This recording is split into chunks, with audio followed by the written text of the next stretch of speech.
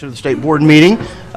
We have an important report first up today. Then the bulk of our time is going to be spent on looking at and thinking through the stakeholders report that we received last month, and thinking through what that might mean for our work in the Little Rock school districts and in districts like it around the state. We do have a couple members who we expect to be here soon. Mr. Williamson is going to be absent today. Our first up is a report on the College Board's partnership with Khan Academy, and so I'm going to turn it over to all three of these folks to talk about what was in our packet. So thank you. Great. Well, good morning. Well, thanks for having us. My name is Aaron Lemonstrauss. I'm from the College Board. I'm in our College and Career Access division. So we're responsible for helping support students get to and through college and get ready for career. And so we have a bunch of programs to help do that. What we want to talk to folks about today is the partnership with Khan Academy. So a couple of years ago, as you all know, we redesigned the SAT. And as part of that, we wanted to make a move to make the SAT more approachable for students. And so we did a bunch of stuff like strip out those annoying SAT words that weren't useful for anyone. And then we also, we eliminated the guessing penalty and went from 5 answer choice to 4, all that sort of stuff. But the thing we're most proud about is that we created a free resource with Khan Academy to help all students succeed and get ready for not just the SAT, but instruction that's aligned to Arkansas state standards. So what we want to talk about is how we can help support Arkansas students get personalized learning that's student-focused, that's student-driven, that's teacher-supported, and all of it available entirely for free. So what we built with Khan Academy was a connection between the PSAT, and as you all know, in Arkansas, students can take the PSAT 10 through the state. Many students then take the National Merit PSAT in 11th grade. And all of that data is now, with student permission and consent, if they choose, can be pushed to Khan Academy, where Khan Academy will build personalized learning and instruction for students based on exactly what they need to work on next to improve their readiness for college. And again, this is all entirely aligned to Arkansas state standards. Now, all of this happens with individual item level data. So I took the PSAT 10, and question 1 was a low difficulty question that had elements of geometry and a bit of science, and it had to do with circles. So Khan Academy, and I got it right. So Khan Academy ingests all of that, good for me. And so Khan Academy ingests all of that data, as well as the data for the other hundreds of problems I did, and they say, you know what? The most important thing for you to work on, Aaron, is single variable linear equations, or whatever the skill may be. And then they say, let's work on that. And once we work on that, if we master it, let's go to what's next. Maybe it's 2 variable linear equations. Or if you're struggling on that, let's bounce back a bit, because you know what? It may be that you're having trouble just adding fractions. And so let's bounce back and start talking about adding fractions. And so all of that happens, and it keeps changing, and students grow, and they're getting support all the way through. And it's informed by additional practice tests students take, by thousands of questions that are on there, by hundreds of hours of video instruction. And again, all of it's available for all Arkansas students and for all teachers to monitor, and all entirely for free. I mentioned that it's the best way to prepare for the SAT, but it's also the best way to prepare for the PSAT 10, for the National Merit Exam, and for alignment to Arkansas state standards, because we have a mapping, which we're happy to provide, of how every skill on Khan Academy maps to an Arkansas state standard of what students need to be mastering in 10th grade and in 11th grade and in 12th grade in order to be ready for college and career. And so it keeps growing. Students can keep practicing. They can practice in school, and they can also practice at home, or they can practice with caring adults and mentors and tutors and anyone else they have. I want to give you some numbers about how this looks today. We're up to over 4 million unique users since we launched 2 years ago. For a sense of context, about 1.7 million kids take the SAT every year. So we're at 4 million students using Khan Academy to practice in just 2 years. Pretty excited about that. Almost 2 million of them have linked their College Board and Khan Academy accounts which is what enables this personalized practice, because it enables us to send this individual item level data to Khan Academy and have them personalize the practice based on that. And then we've seen about 40% of SAT test takers using official SAT practice, that's OSP, official SAT practice, in order to get ready. We've also seen a 10% decline in commercial test prep usage. So we got about 10% fewer dollars flowing out of schools into commercial test prep companies. That means that those families, those schools can reinvest those dollars any other way they see fit, whether that be after school support, whether that be additional classroom time or instructional support. I want to talk a little bit about Parkview Arts and Science Magnet High School here in Little Rock. Parkview Arts and Science is as I said, it's a magnet high school. We have just some incredible success stories come out of that. We have a student who took the PSAT in October of 2015, and she scored a 1090. That's a pretty good score. That's a score that has you about on track for college and for college success. You know, it's a score that we think you're trending well. We want to make sure she gets to college.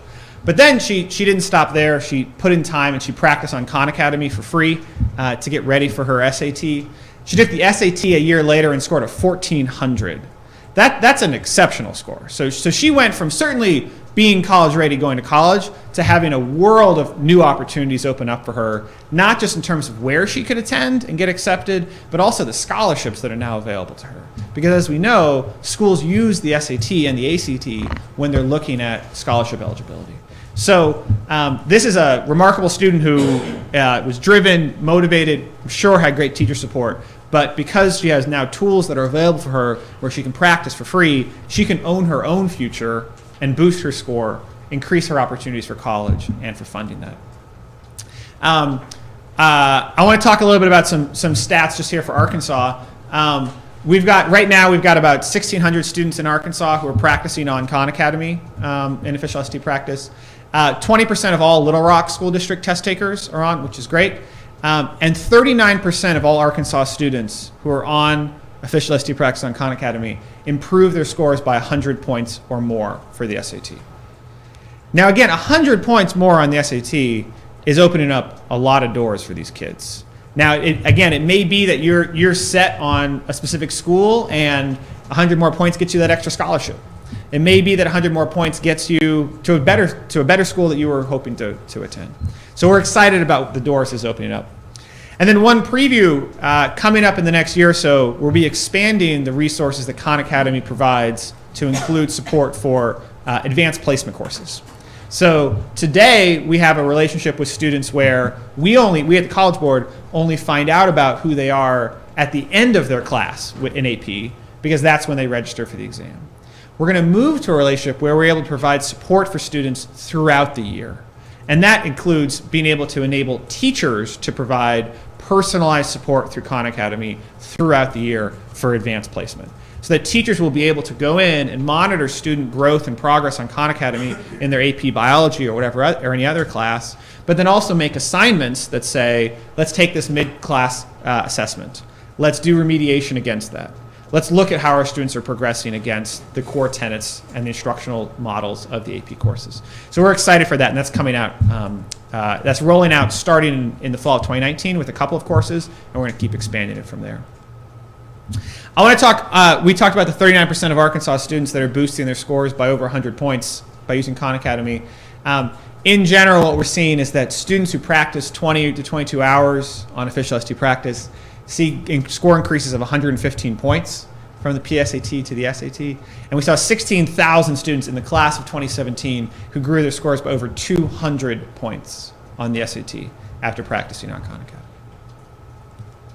And I should note that one of the things I'm most excited about is that the usage as well as the gains are equivalent across demographic groups. So generally, my experience with digital educational tools is that you wind up with a digital divide where lower income students or more rural students or students of color end up utilizing the tools less. What we found with official SAT practice is that students across demographic groups are utilizing the tool and are showing gains at similar amounts. That's a testament to the school engagement, because we know that we, the College Board, are not that great at reaching individual students. And when the College Board comes knocking, students often go running away. And we know that. But we also know that when teachers take ownership of student learning and tools available for student learning, we see much broader engagement. And that's where we attribute the fact that these gains are so widely spread across students. I want to make sure folks have resources available for schools. SATpractice.org is the website to access official SAT practice for students. SATpractice.org/K12 is the resource for educators who want to download. We have flyers, we have PowerPoint presentations, we have training guides, we've got sample tweets, we've got educator best practices guide. We've got a lot of stuff available at SATpractice.org/K12 that teachers can use, counselors can use, district administrators can use, and I know that the state's eager to use too. So I'm happy to take questions, or to. We also have the ability to. We can try and do a quick demo if folks are interested. I just also though want to finish here with a quote from our friend John Barnhill from Florida State. I was on a panel with him and I was talking about practice and SAT scores and so forth, and he said, "Well, it's all nice about the practice and the SAT scores, but really what we're talking about here when we talk about taking something that's scary like the SAT or the PSAT." And that people think of as a barrier and a hurdle and something that's supposed to stop them on their way to college. And when you flip that and you say, we're going to make the way to get ready for this test free for everyone. We're going to make it personalized. We're going to say that the SAT and the PSAT are engines to get you to college. They are there to help you, not to stop you. That when you do that, what you're really giving students is not just practice or higher scores. What you're giving them is hope. And you're saying to them, this system can work for you, and there are resources available that with the caring adults in your life, the educators in your life, the parents in your life, the grandparents in your life, with them, with their help, there are now tools available that can make this an engine for you, and that can make advance opportunities for you. And so I thought I think that's a great way for us to think about all this. So I'd be happy to take any questions that. Thank you so much. I'll just go around. Ms. Cochran, any questions? No, it's just really exciting, and I have to say that as an AP Spanish teacher, I'm really excited about those changes this year. Yeah, that's great. Yeah, we're excited too. Ms. Newton? Just curious. This is super information, but I think it's information that needs to go down to the teacher level. What are you doing to get the word out to teachers and parents and students? Yeah, great question. So first of all, we've got a great partnership with the staff here in the state office, which is helping us. And we just came from a meeting where we're talking about how to spread that word. The College Board runs fall counselor workshops for all counselors, where we bring counselors in and give them information about programs such as this that they can distribute. We view counselors as being a key gatekeeper here to help reach the school community. And then we run webinars for parents, principals, teachers, and counselors on a monthly basis to help make sure they understand the resources and how to use the resources. I mentioned that SATpractice.org/K12 website. That has a 8-page best practices guide for teachers PDF that goes through how other teachers have implemented these resources in their classrooms and in their schools. And we've seen a lot of exciting uptake coming from that. I can just see that where teachers will, especially with the personalized part of it, if you had students that needed catching up in different skills, that this would be very useful, but it's hard for teachers to use it if they don't know about it. That's right. And so I really encourage you to, whatever you can do to get that word out to the local teachers that I think they would find this very, very useful. Thanks, I appreciate that. It's good advice. Great. Dr. Hill, anything? I just want to commend you. I don't know if I've ever heard a test presentation talks about preparing. Fitz, microphone. Sorry. Yeah. I'm really encouraged to hear as you're trying to help develop people for college rather than test people and see if they should go to college. Yeah, and I'm very encouraged by that. But as Ms. Newton said, to get that information out there for people who need it the most, I often hear it about it the least, and it would definitely be an asset to gaining access to what you all are providing. Commend you for that. Thank you. Yeah, Sure, you start with the word free. yes, absolutely. Okay. Absolutely. Yeah. That will catch their attention. Yeah. Okay. Yeah, and fully free. It's funny. Sometimes I talk to folks and they say, "Well, you say it's free, but what's the catch? And so no catch, no, $5 to unlock whatever, none of that, fully free.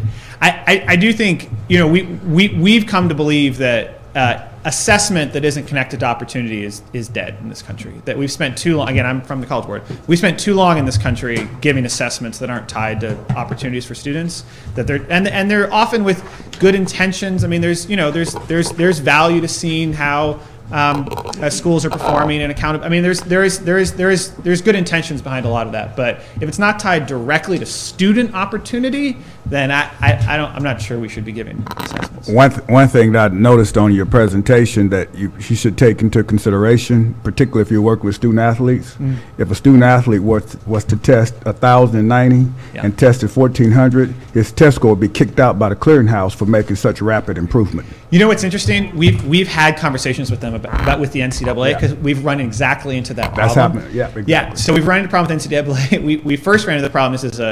This may be a bit embarrassing, but we ran into that problem with our own security team, where what started happening was our own security team started flagging scores because the gains were so high, and so then the kids would come back and say, "Hey, you guys told me to practice on Khan Academy. I scored, and now you're telling me my."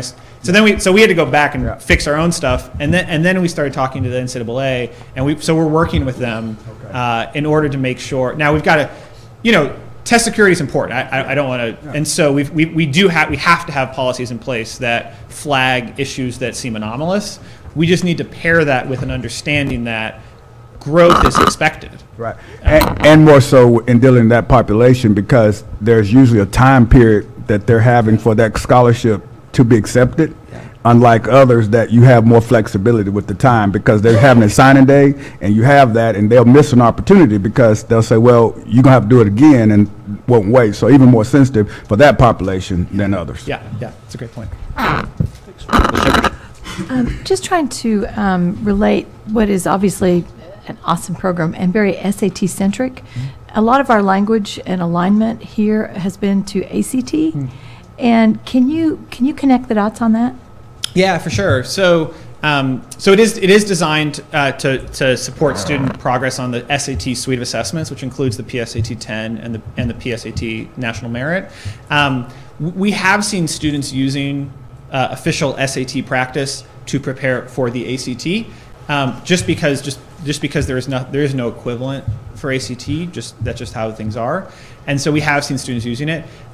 We haven't done a formal study that looks at the efficacy of that. My guess is, to be honest, it's actually probably pretty good. There are core skills that are required for college and career readiness. Those are the core skills we're supporting on official SAT practice. It wouldn't be surprising to me if that had some benefit for ACT scores as well, but we haven't done a study on that specifically.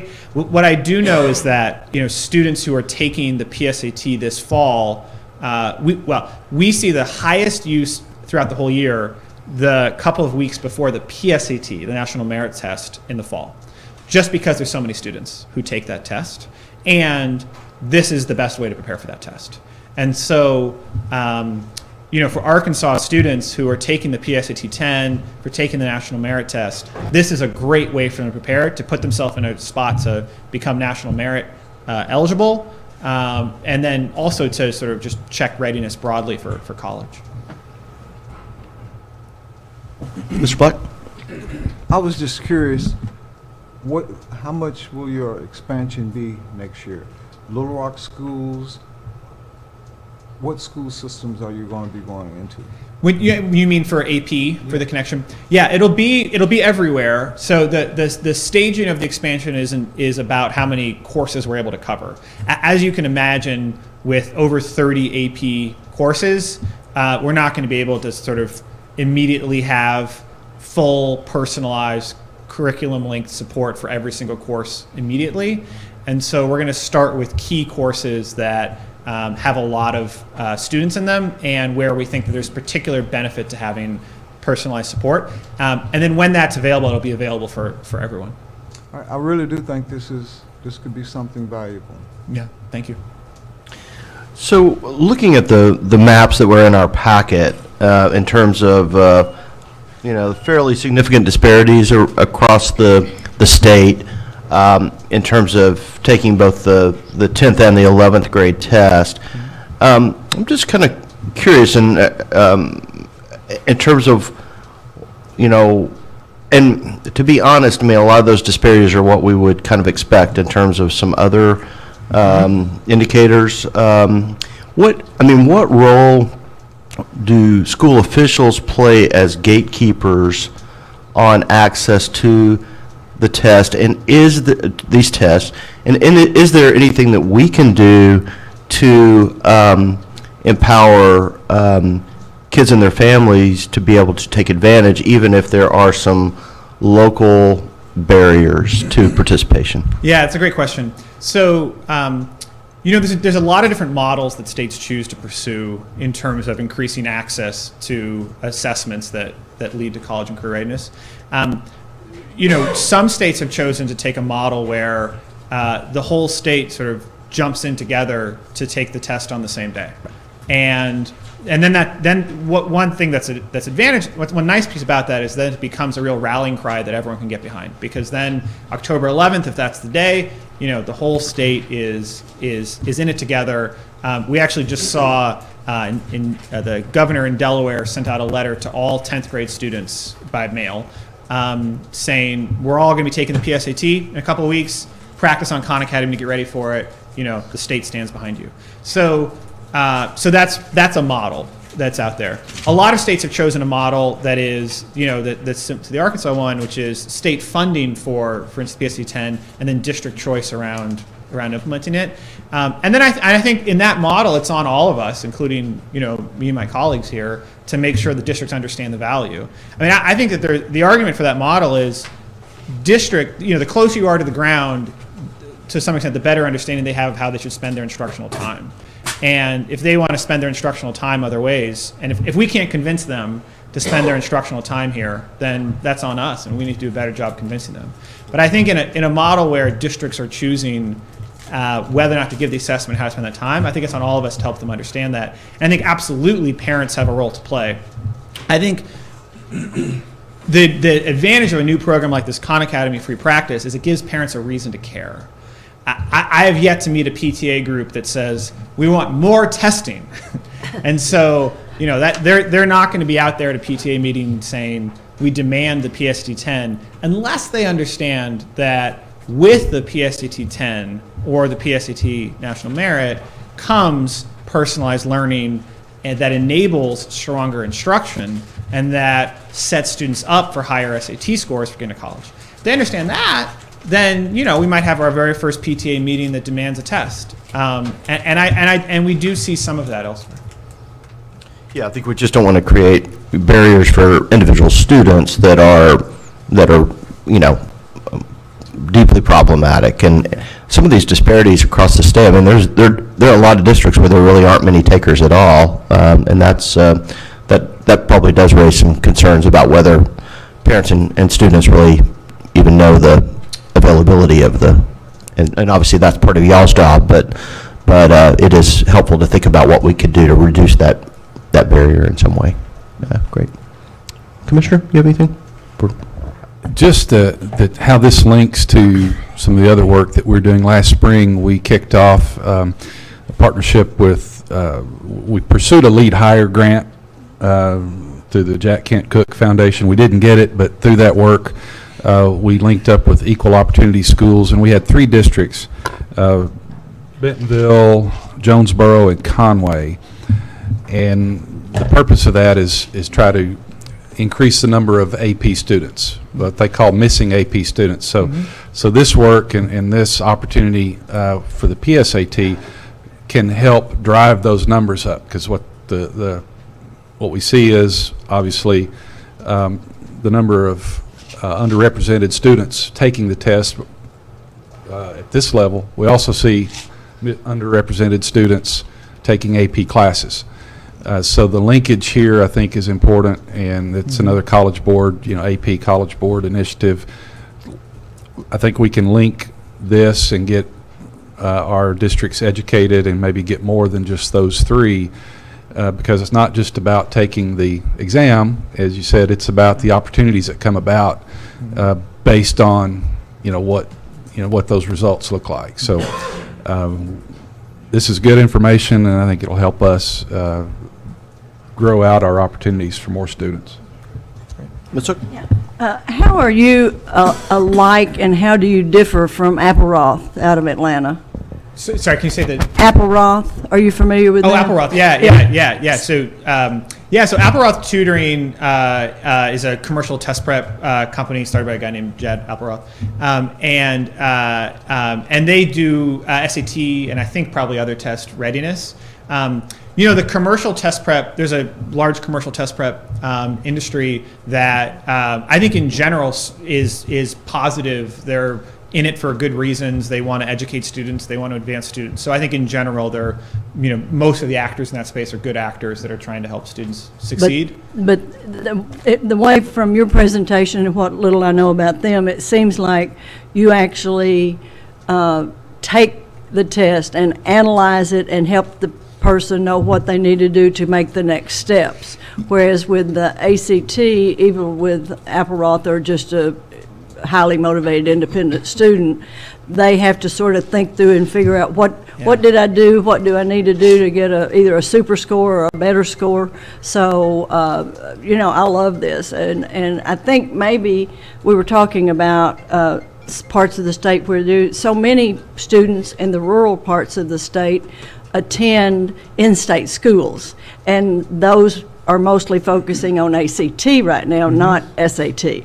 So that may be the difference, in addition to the fact that people may not know. But I think some of it depends on where your parents and you have decided you can afford to go to school, and therefore the test that you need to take to do that. Yeah, and then the readiness part is, you're exactly right. So commercial test prep companies, besides the sort of charging for services piece, which is its own piece, but yeah, because this is a partnership between the College Board, which we're the test maker of the SAT, and then Khan Academy, which is the instructional arm here, we can give them data not just about student performance, but about the test itself. So, for instance, we gave them all of the very detailed statistical specifications to the SAT about what shows up, how often, how it's aligned, and so forth, so that their instruction is highly personalized in a way that sort of no one else really can be, because they have access to all of that data. Thank you. Great. Ms. Dean?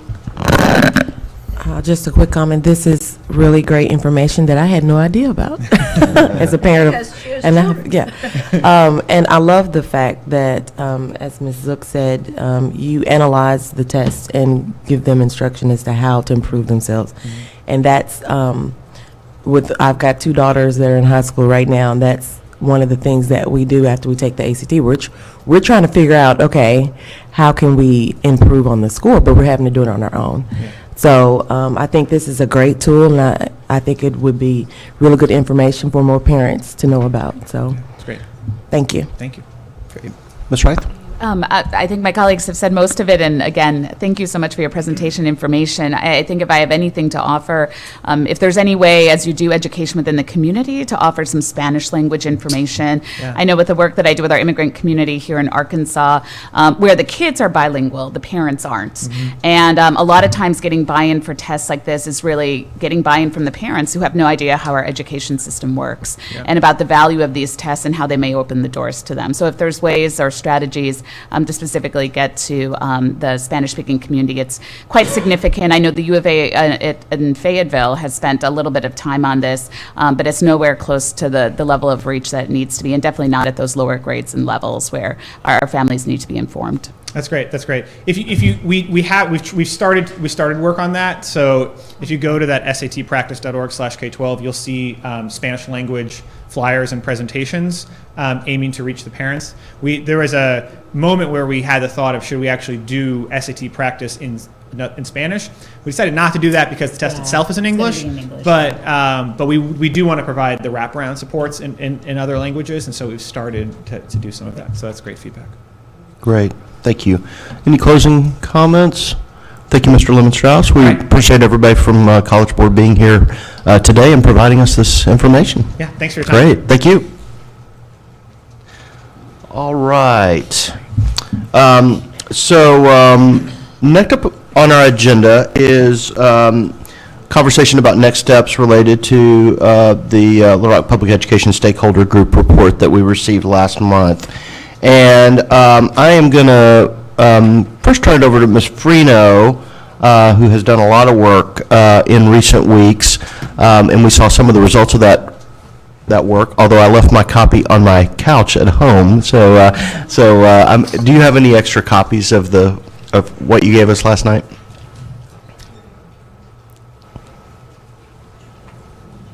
We certainly can make you a copy, Okay, yes. I apologize.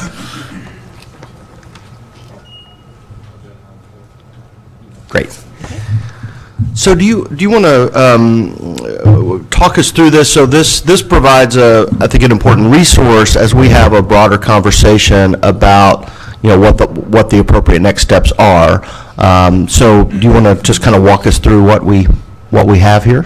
Sure. Thank you, Dr. Barth and Board. This was a real team effort. I mean, it drew upon a lot of expertise. A lot of folks looked through the report.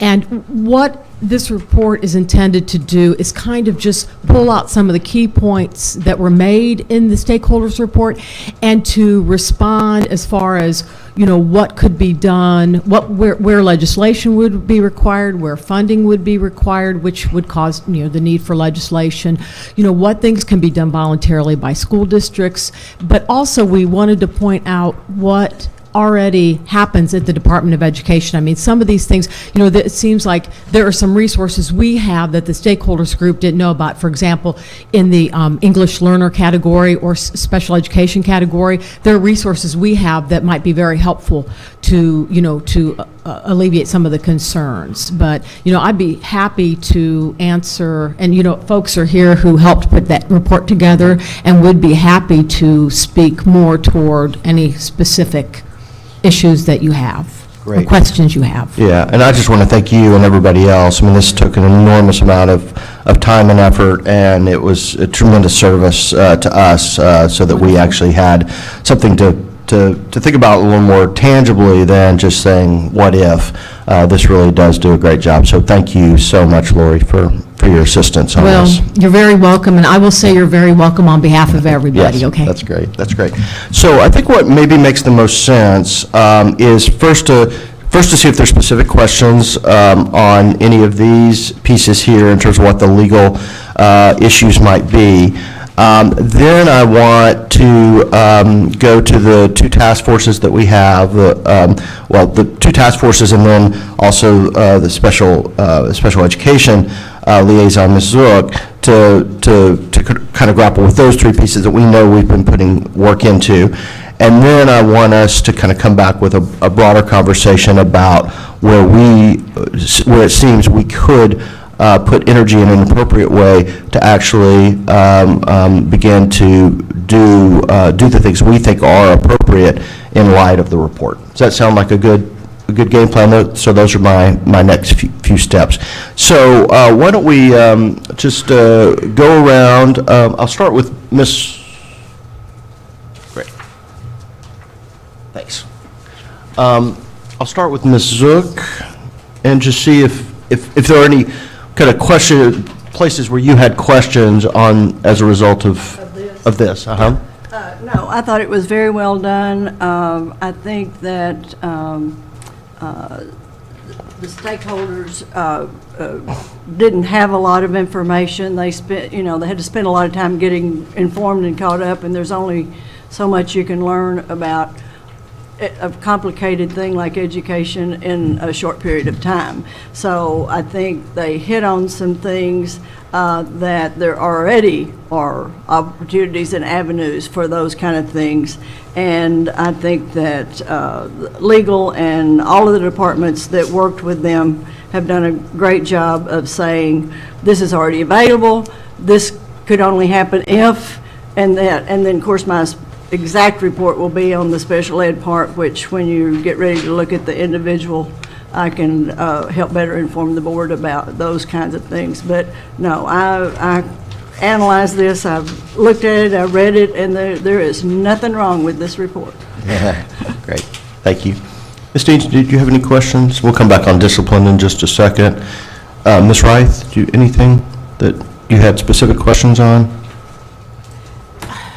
Not so much, I guess, specific questions. I think, as everyone said, our legal department really did a good job with this. I think, and this is maybe putting my community organizer hat on, a lot of this is not legally able to do, or not staffing, or not funding for. And I guess I would like to challenge us to see about going a level deeper about what we can do, right? What it is possible.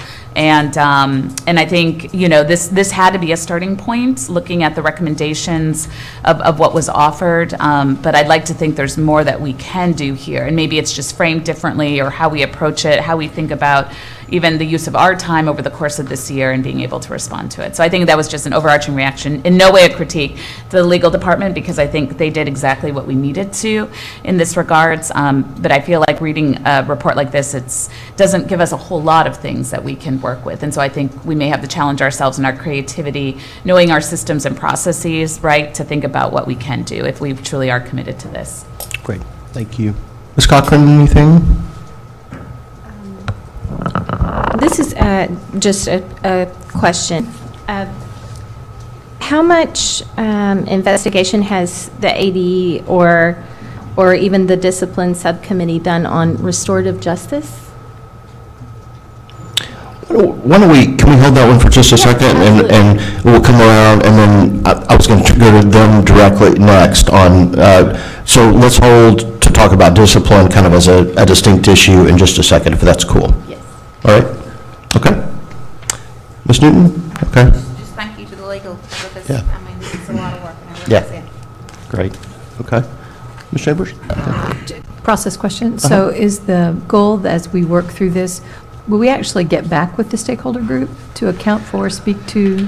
I think that's a great question in terms of where things go next, and the way in which, I mean, obviously we release them from their duties, but I think they are deeply committed to that report and seeing it not just sit on a shelf. And so I think either individual members or the whole of that group probably has a deep interest in re-engaging. So I agree with you, and I would just recommend then that we're very intentional as we come out of this with the bodies of work. Think about how we re-engage them to have that handshake on here's where we are and here's what we intend to do. Perfect. I think to even share this report with them would be Yeah. helpful to clarify things Yeah. they may not be aware of. Yeah, and Ms. Bruno, if you could you share an electronic copy of this with me at some point? And I'll send it out to the members of that stakeholder group, if that's appropriate. If it's a public document now, right? So, yes, okay. One suggestion, I had some similar reactions as Ms. Reith in terms of, Ms. Freno, I thought this was excellent. It does, though, tend to be more from, these are the boundaries, as opposed to what can you do within the boundaries? What are the practical applications or next steps? And I would just want to make sure that as we share this, and I think that's a great idea, that transparency, we're not stopping with that. We're trying to understand what we can do now based on this fine legal interpretation of where we are. And I think that's our task today, is what can we do in a creative way that actually does move the ball down the field on the recommendations we think are appropriate next steps. Okay? Mr. Bach, you think? Just that this is a fine document, and we need to figure out how to use it best. Great. Okay. So I think that there are three buckets of issues that I think we are already doing some work as a board on that I think we want to focus on. So why don't we start with discipline issues, since Ms. Cochran asked about it, and we need to hear from the task force anyway this month on that. Then I'll probably turn to special ed, and then education, and then we'll turn to family engagement. Does that sound good in terms of how y'all's work kind of dovetails with the recommendations here? Does that sound good? Okay. So Dr. Hill, you want to get us started on the discipline front? Yes, we had an excellent meeting yesterday. Microphone. I'm sorry. Yeah. I'm not used to using a microphone. with Ms. Lamb, with the commissioner and the team. And really, what I've asked for her to do will always be a meeting behind as far as reporting. Since we're here, we meet before our meeting. And to give us a thorough report from her that we will provide for the board moving forward. So in our next month's board meeting, which in October, you will get the report from our discussion in September. And there are a lot of things that the commissioner is helping us work through legals that are barriers which I think lead to restorative justice that we're talking about to engage educationally and keep our students in school and keep them learning. And Ms. Lamb was pretty frustrated with some of the challenges that she's facing and really hit home to me a point in saying that even in prison, you know, a person, educational opportunities oftentimes not taken away from them if they're pursuing trying to be rehabilitated. And for us, when we have young people put out of school and disengaged from the educational opportunity, that just puts them behind farther and farther and farther, and then we deal with those consequences later, and later.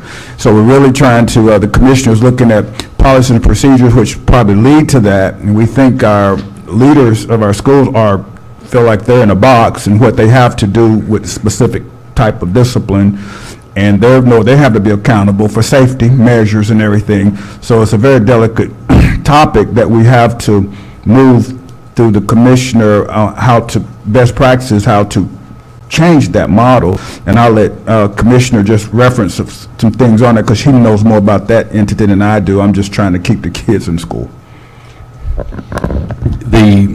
One of the issues we have is some of the things that are zero tolerance, and some of the things that are law the law says that districts may do these things, but as it gets interpreted and filtered, when it gets to the district level, building level, it comes across as shall.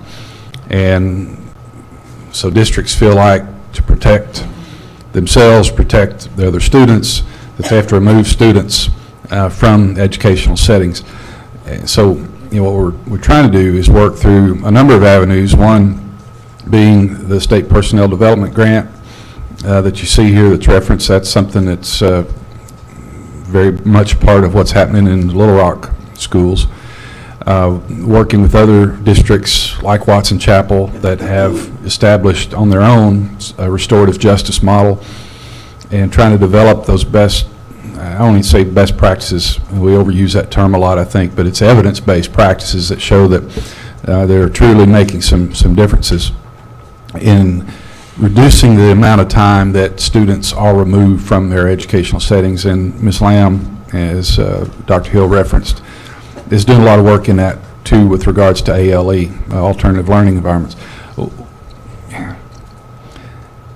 It's tough because schools get a notion, school leaders get a notion what they can and can't do, which may not be accurate, and it's hard to get that information out there and to get the accurate, what the reality is. So that's something that's going to take a while because we haven't arrived at this point in a short period of time. It's progressed over a number of years. As it relates to this, I know that I know with respect to Little Rock stakeholders, you have different forces at work because discipline was part of the Pulaski County DSEG lawsuit. So you have Pulaski County School District doing certain things under their federally supervised plans. Mr. Poore and his team are out there making some changes to how they are actually moving forward with discipline rather than having AL. And one of the challenges we have that I learned late last night is they are moving the ALE concept for away from a centralized place to send kids to alternative learning happening in the buildings themselves so that there's less disruption. Then there's some data difficulties that come about and scheduling difficulties that come about. So a lot of transitions happening there as it relates specifically to the Little Rock area stakeholders. But I think the conversation needs to continue as far as what this discipline committee or the task force is doing, is bringing them in and continuing to find out what those ongoing challenges are. And are they real or perceived with respect to policies, with respect to what's in statutes, and trying to, where it's real, where the challenges and the hurdles are real, what can we do to remove some of those from a policy standpoint? So I don't really know that I could peg a time frame of when this would work, because we're learning, you know, really on a monthly basis, new elements of the challenges that are there. But I think it's something that this task force, Ms. Dean, Dr. Hill, have, you know, we haven't even established yet what our goals and timelines are. Right. That's what I'm hoping she and that's brings what back. Ms. Lamb will be bringing back next week as a starting point for that. I think the thing that was kind of frustrating, you know, from bird's eye view, is that oftentimes we think that a remedy to the situation could be common sense. You know, when you see a person come in there and then that's not an issue that evolves into an issue that, for example, a kid, third grade child, had to be suspended because he told somebody he was going to shoot him. I mean, that was, you know, and where did that behavior come from? But it had to be reported because of the laws. You know, so now that kid was expelled from the academic setting because he made that threat. And you know, those are, you know, like he said, their hands are tied, they're following policy and procedure. But then again, if that happened in Sunday school, what, you know, I mean, that's a frustration. Ms. Dean, did you have anything to add? Yeah, I mean, these are real, not only are there kind of rules in place, but then there are catch-22s for schools, because obviously if it gets a reputation as an unsafe place, then that has challenges in terms of bringing students in the school. But then if there is a zero tolerance that leads to a lot of reporting, that leads to high stats of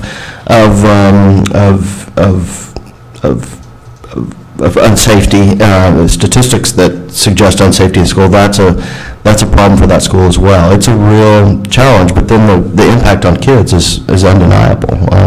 And oftentimes, things that in context certainly do not justify this severe reaction, you know, the schools really just can't rely on that context. But let me say, Dr. Barth, I am very confident we have the right person leading this area in Ms. Lamb. There is no other passionate, would you say, Commissioner? She is very passionate about change. I mean, in fact, you know, I requested, I went to visit two of the best schools that she sent me to. Now my personal request is to go to two of the worst schools, so we can get a really look at the disparity of where we are in alternative education. But I'm enjoying working with her, I mean, because it's serious. This is a heart of passion to her. I think it was the first year I was on the board, it may have been the second, Dr. Ritter with OEP had done a study because of the thing, and what he found at that time, and you know, things change, but what he found at that time is that it depended on more like the school you were in, as opposed to within that school, they don't discipline the African-American student or the African-American male differently than they do the white male who does the same thing. So, but if there is a school where it's the vast majority are African-American and one where they're not, then it may look like the disproportion is attached to race, whereas in fact it's attached to the school that they're in and the principal and the superintendent and those kind of things. I know one of the things we did for elementary students was if they appeared to be a danger to themselves or the kid, but then I would send homebound teachers to those kids during the time that we were providing counseling or whatever, so they could come back in. So the academics didn't suffer, but at the same time, you know, you send a kid home for a while, the parents are going to, or one parent, or if they have two, or a grandmother is going to figure out some way real quick to get this kid, you know, to go back to school, because that's where they want them to be. And involving the home, involving the support services. So Mike can provide that kind of information. Yeah. I'll ask him a reference point. Yeah, because that was real eye-opening to me, because I, like most people, have always heard, well, you know, we're disproportionately doing this or that or the other, and I'm sure in some instances that occurs, but he was primarily studying the Pulaski County schools, not Pulaski County School District, but the schools in Pulaski County. So, anyway, it was very good, because, you know, everything they do is top-notch. So what is y'all's task force, what is y'all's timeline for kind of establishment of goals, just to kind of get our heads around what to expect in the next couple of months? And that's exactly what we had asked Ms. Lamb to present to us for next board meeting, to present that to y'all, what our immediate short-term, long-term goals were for the committee. So we'll have that in a one-page document for you next month. Okay, great. Ms. Tabor? Do you think the recommendation, is the focus, excuse me, on specific schools where the statistics point to there's a special need to really focus, or is it a broader set of communications or training? And the reason I ask that, something the commissioner said, when you see institutions go through cultural change, where they maybe start off initially, and it's what you said about judgment, where initially you all operate on the do the right thing, kind of a values-based approach to the way you take care of something. And then you get into hot water. You have legal issues, you have problems, somebody gets hurt, and you start migrating into more of a rules-based culture. You start writing a lot of rules. And so then people kind of check out of the judgment part of it, saying, out of fear or trying to do the right thing and not wanting to make a mistake, they absolutely follow the rule, and the judgment gets lost. And then so trying to get back to a balance between the two, but making it okay, and giving people examples on what does okay look like. Are we trying to do that on a state level? Are we trying to do that within a few schools? I think overall, would you say, Commissioner? I mean, to the very best, you know, and I've only been on it for 5 months, but, you know, but, I mean, that's my hope and my goal. Yeah, I think it needs to be on a state level, but let me give you an example in a related but a separate, you know, in the special ed world. Okay, you hear a lot of complaints about the special ed paperwork. What we found when our special ed team did a kind of a pilot and an audit and looking at all of the documents, what we found was in many cases there were documents that were required to be filled out on a student, not because the federal government said you had to do it, but because at some point in the history someone got sued or there was a threat of a suit, and someone said, well, we need to make sure we cover ourselves, so we add another layer. And I think discipline, you have the same thing. You have situations where, I mean, I'm not sure that there's a rule that says if a kid says, I'm going to kill you, that they have to be suspended. But because of the reaction of over school shootings the last 20 years, and that is something we've conditioned ourselves to say, oh, we've got to take action, we've got to take it now, and we've got to get this kid out of the environment. And judgment is lost. When a third grader says that, I mean, that doesn't mean the same thing as if a 15-year-old says it. Or maybe it does. But we don't take the time to really analyze that. So when Dr. Hill talks about those examples, those are the things we have to get back some level of judgment, and that is an education process, and that's not just a school, that's not a Little Rock or Pulaski County, that's a nationwide challenge. And I so applaud what you're tackling. I do think, based on experience, at least from the business side, it takes then constant examples and teaching and talking, because we've kind of got some bad habits. I mean, understandable habits where we've tried to observe rules, and we've kind of let go of just really being in the circumstance and weighing in with judgment. But that is such a big deal to get back to teaching that and helping people understand where's that line, where you're observing law, of course, but you're bringing judgment back to bear. Yeah, I mean, we all hear the stories of student brings their lunchbox has a knife in it for spreading butter, spreading peanut butter, cutting an apple, whatever. But because it's over 3.5 inches blade, then, there's an automatic suspension related to that. How did we get there? We got there because folks thought there was an element of safety that had to be done, but then also that means we check out our brains and our common sense sometimes. So, and then what's happened to that, you move kids out of an educational setting and they never catch up. That was another issue we talked about, was not being able to make up the work. It's like, well, it's unexcused. So you're out for 10 days, that's unexcused. You can't make up that work. Well, if you're in high school, you're in a biology class and you miss 10 days in a semester, you're done. And if you're a senior and you miss 10 days in a class and you need that credit, what does that do for your next step, whether it's college or a job or whatever? I mean, we've got to stop making these grown-up decisions that put the kids behind and really tackle the kid problems. And I think we're headed the right direction. It's just going to take time to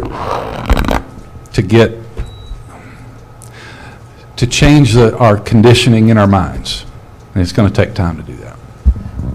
And I think, y'all's task force obviously is working on statewide issues, but I think we do have an opportunity here, in fact, an invitation here to really focus how we can begin to apply or think about the application of some of those issues in the LRSD context. And she's been, I've definitely been at the center of what we've done with St. Mark, the alternative pieces that we've had that, and lastly, I think that, and I brought up as a concern, a person sitting in that leadership position, making those decisions, oftentimes the legal parameters point us to a certain action without let us reflect our hearts. And that's what we're talking about. See, because if a person's sitting there, legislation can dictate an action, but your heart has to influence your behavior. And sometimes, when we're talking about matters of the heart, I'm just blown away, like I said, that who would do that? To me, that's not a legal issue. And so you fight those issues over the top to make sure it doesn't come back. And that takes a little hard work, other than, like I'll say, the easiest thing to do is suspend the kid. Send them home. That's the easiest thing to do and get rid of my problem. And so what we're trying to come up with, the new strategic plan that we can start immediately, because long term, what can we do now? What can we do short term? What can we do long term, so we can get the ball rolling, so we don't have to pause in the discipline aspect of it as well, to save to keep putting kids out of school, in 10 days. Ms. Meek. And I guess as I stated yesterday, my perspective is also going to be the parents' role in the discipline of these students, and how I can tether that role here on family engagement with student discipline as well, because in the instances of excessive unexcused absences in children that are elementary up to middle school, these kids can't drive themselves to school. They don't get themselves up and ready in the morning. That's a parent issue.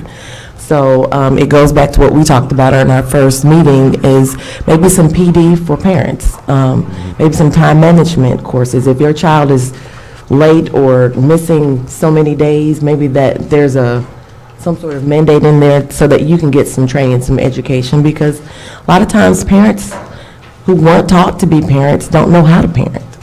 And that can be a huge part of the discipline issue, and also the communication. between building level administrators and teachers and the parents. Because sometimes if you would just call that boy's mother and make her have to stop work to get on the phone, she could probably take care of that issue. But if there's not communication going on, then that can complicate the issue that much more, and it can go from 0 to 100, when if there was some sort of communication going on, that could possibly be nipped in the bud. So my perspective and my role in this is going to be, how can we include parents in this process and hold parents accountable and educate parents on how to be a more engaged part of the discipline of their own children. Okay, great. Ms. Newton? I remember the reports that Ms. Zook is talking about. I think one from the Teacher of the Year and last year, I've heard two different ones of those reports. And those are required by statute statewide, but we've had limitations on the availability of some of that data and challenges with analyzing that data, right? And that's what that Act 1015 of 2017 it's referencing there. Yeah. Is that it will streamline that process. Of course, that data won't, we won't start getting that until this year, but it should streamline the process of knowing what we have and being able to analyze it. Right. I apologize for cutting you off. Go ahead. No problem. But, one of the things that I thought, it's kind of like a teacher, if you get information on a student and then you don't do anything about it, what good is it? And this is hearing these things that are going on. I am thrilled to know that we have a process starting forward, that we're going to make some inroads, that we're going to look at not just Pulaski County, but statewide, what is the problem and what can we do about it? And, I think we've got a great opportunity here, as you start setting short-term goals and long-term goals. I know there's probably going to be some things that you see that we can start doing for schools and communities, and maybe we could use this, like your PLCs. We started out with a pilot. Maybe we could use some of the schools in Little Rock as pilots for some of the things that you're looking at. This would really work. Or let's try this and see if it'll work, and think about maybe using some of the Little Rock schools as pilots for some of these things that we think, hey, let's see if this will work, and then maybe be able to scale it statewide after that. You mentioned the PLC pilot. Well, actually, I was thinking the same thing, how that process in a school should be pulling that data in as, not just academic data, but those teachers for that grade level or that subject area, where they're talking about their students in those PLCs, and they are analyzing not just the grades, not just the scores, but they're talking about, hey, I've got this student and I have a problem with behavior in this class. Well, I don't have that problem. Right. What are you doing differently? Yeah. And maybe I'm unknowingly causing some triggers. Yeah, pushing the kids' buttons, and I don't realize it. And so those are the conversations that we can't, we as a department, we as, you all as a state board, can encourage and create an environment for that to happen. The legislature, I think they've done that with this pilot for PLCs. I think as we grow that, that's an element that has to be included, and then showing that, the evidence of that, and then moving it out across the state. Mm-hmm. Those are the things that will help us start to push those discipline numbers down. Right. Yeah. Yeah, Misty? There's one more thing I wanted to add. I think it's also going to be important to have the mentoring aspect of the student discipline. It just made me think of the, you said pilot programs. There are some great mentoring programs that are working across the states that I'd like to highlight so that they can be examples for something that we possibly could do statewide. But I think that's also going to be an important aspect of chopping away at this student discipline issue, is involving the community. I think Mr. Poor was talking about the big brothers and big sisters and how they were able to get so many volunteers in like 150 in 10 hours. That's how we're going to tackle this, is bringing in mentors to work on that character aspect of education, because that's a huge part of the discipline issue. So that's another thing that I plan on bringing to the table. Great. Well, we look forward to y'all's report next month, and with greater clarity about where things are headed, and we'll obviously be responding. And I wanted, and for purpose, Dr. Barth really wanted to, get behind Ms. Lamb, because she's in it day to day, and and then follow her, and then give her some parameters from the board, let you all see it and go back and say, this is exactly, because last thing we want to do is discourage her in any way from what she's doing on day to day, and we mess her up, and but we're in constant communication. And then the feedback that I'll provide to you, we will, going out and visiting the schools and giving you a firsthand observation for what we've seen, because there are so many challenges that sometimes, just in the new deal that I'm working with, Laura, I can't even tell you the barriers for participation that you have to do to make education possible. Even to participate outside of the classroom is a challenge.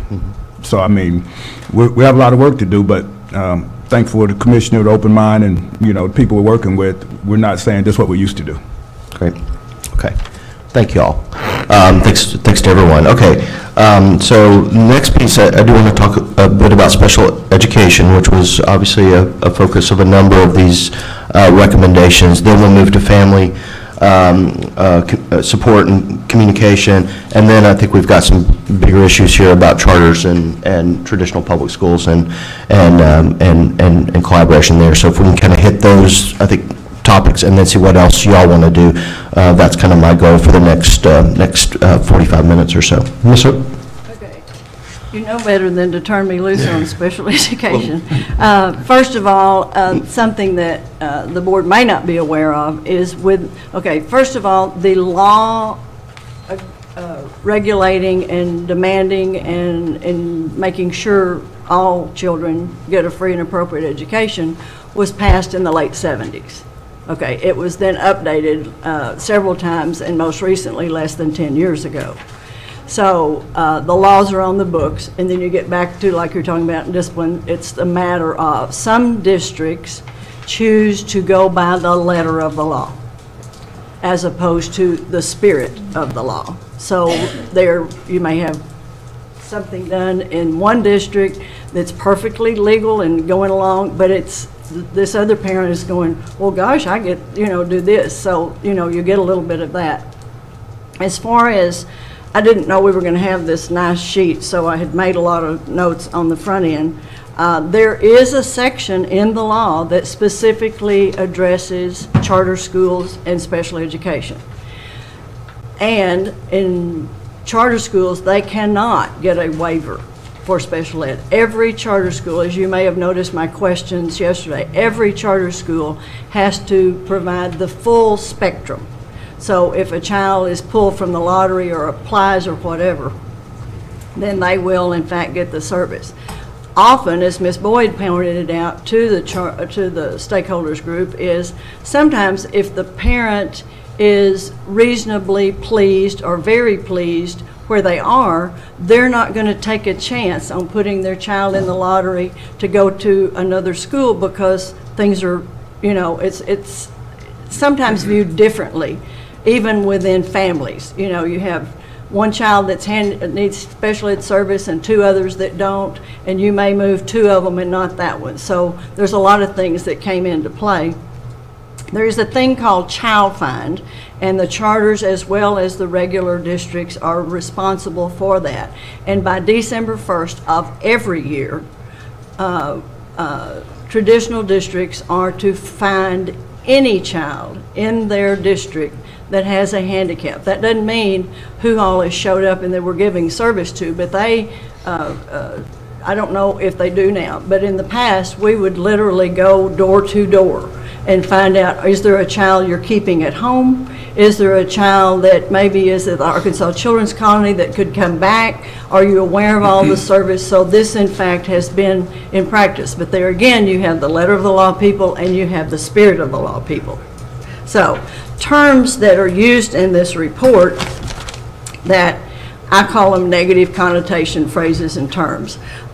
Disproportionate, inequitable, over-identified, under-identified. Those terms all came out of the court system based on prima facie evidence. Okay, District A has 6%, District B has 12%, District C has 15%. So depending on which district the lawyers were hired for, they would say they've under-identified or they've over-identified, when in fact the population percentage is a national and now international number. So if District A has 6.5% and District B has 11%, you would need to go into, which happened to me in my district because they said we had over-identified the kids, is you would have to go in and you would have to evaluate and look at the folders of each of the children to say, well, did you identify some children that were handicapped that weren't? Or did these people fail to identify some children who are handicapped that are? So those terms and those inflammatory words came out of the court system based on an assumption, not based on individual children. Okay, said that. Now I'm off my high horse. As far as the funding, there are three types of funding: state funding, federal funding, and Medicaid funding. Medicaid is new in probably the last 15 or 20 years. So if a child is 3 and 4 year old and the parents qualify for Medicaid, then the child may be getting their speech therapy paid for, their occupational physical therapy. That money then when you get to school, that comes in too. So there is, when President Ford first signed the law, he said we're enacting a law for which there will never be enough money. But the truth is, there is additional funding that comes to districts and charters from those three sources to help. So if I have a child who has a mild lisp and he's got an IEP and he gets a special ed service, I may be oversimplifying this, but it gets a special ed service, X number of dollars come in for that.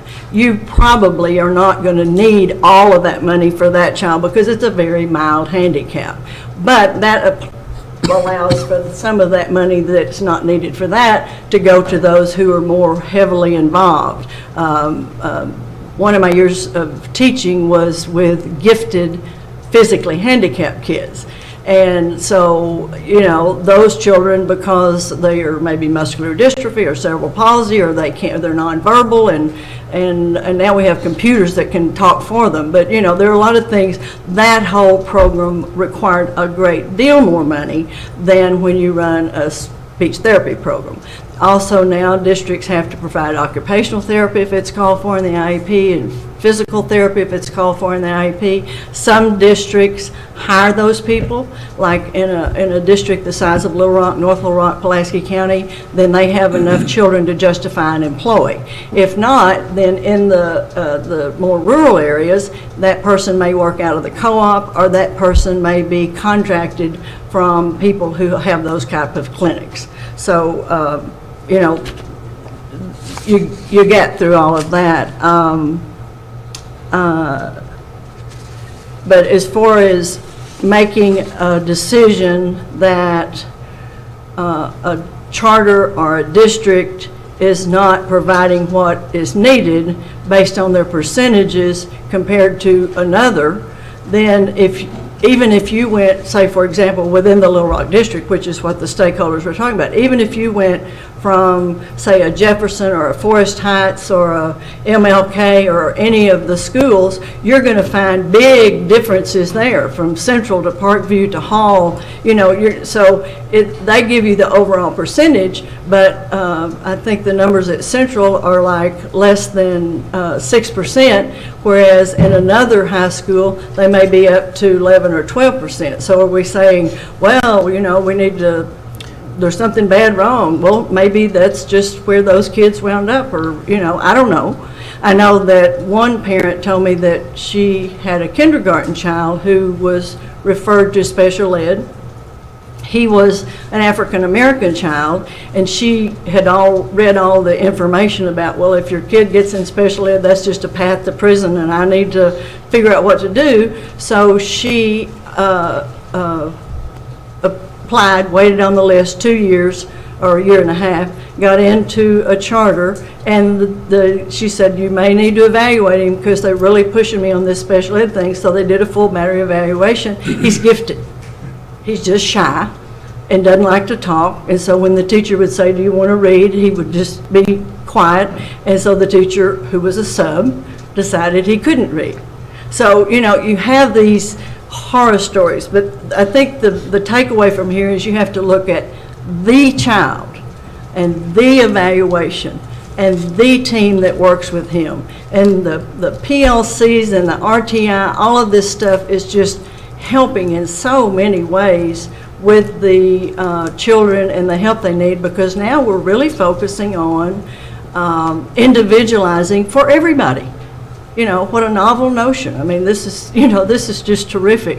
But as far as centralized services, the local district, that is the responsibility of them to do that. If they're not, I can assure you Lisa Haley and her group will be all over that, much like they did at Rockbridge, when they went in and said, hey, you're not doing right by these children.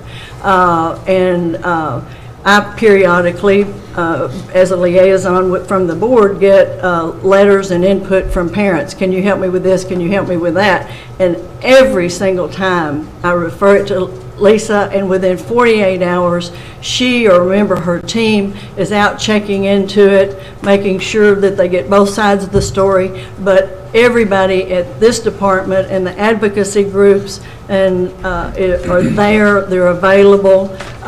They do it in all the languages, not just English and Spanish. They do it in Vietnamese or Marshallese or whatever, the language of the parent is, because that's another thing. When you inform the families, you're obligated to do it in their first language, not their second language, because some of it's sort of hard to understand. I'm sorry if I went on and on, but Well, I think there, several things there, and does that hit your? I'm pausing. I'm breathing like that guy yesterday, so you can jump in. Well, I do want to, I think several things. I think, I applaud you, Ms. Zook. I think you are always, with charter applicants, you always ask tough questions, good questions about special ed. I think I personally feel that we often give charter applicants a break. I think we're not tough enough in being certain that they really are going to be able to live up to that legal requirement. And I think yesterday we saw it a couple of times where. I'll pause right here for you, ask you to pause a minute while I say, during the charter authorizing panels thing, Dr. Owa was terrific. He focused in on that like a laser beam. Tell me about your special ed. You've only asking for one teacher. Do you need two teachers, and then talking to them during break time, I would talk to him about, the full spectrum. So the charters that were presenting good, bad, or indifferent getting approved, they were questioned about that, and then I also questioned them about it on break time. So, but I agree with you. In the past, I think we've just sort of presumed, well, they're doing a good job and maybe we're not checking it. But it's possible the charter office and special ed was checking on it more closely than we realized, because I didn't know special ed was checking on Rockbridge until it came before the panel about, they went 6 months with no special ed teacher. And moreover, I mean, I think in many charters, while they may have some special ed coverage, in terms of severe special needs, that really, and the expense and the personnel that's needed for that, I think that many of it is relatively rare that any small school is really able to do that, and so I think in terms of your do parents just not make a choice? I think you know, for many parents with special needs, it just really isn't, they don't see it as a viable option. And I think we shouldn't be worried necessarily about the disparities across the district, because we know different, you know, in some cases there are more self-contained classrooms, and certainly, you know, and that leads to some of those patterns that are a little, may not be tied exactly to the zone in which students are living. Yeah, Ms. Chambers. I really appreciate the update and had some very similar questions, thoughts to what Jay was just speaking to. I'm very interested over time how we'll determine what should it be. You know, so when you're looking at what we believe to be underrepresented populations, whether it's special needs or whether it's from a diversity perspective, it's like, how do you know? Because geography plays into it, but it's not limited to geography, right? Because that school could and probably should draw from students that come from different communities.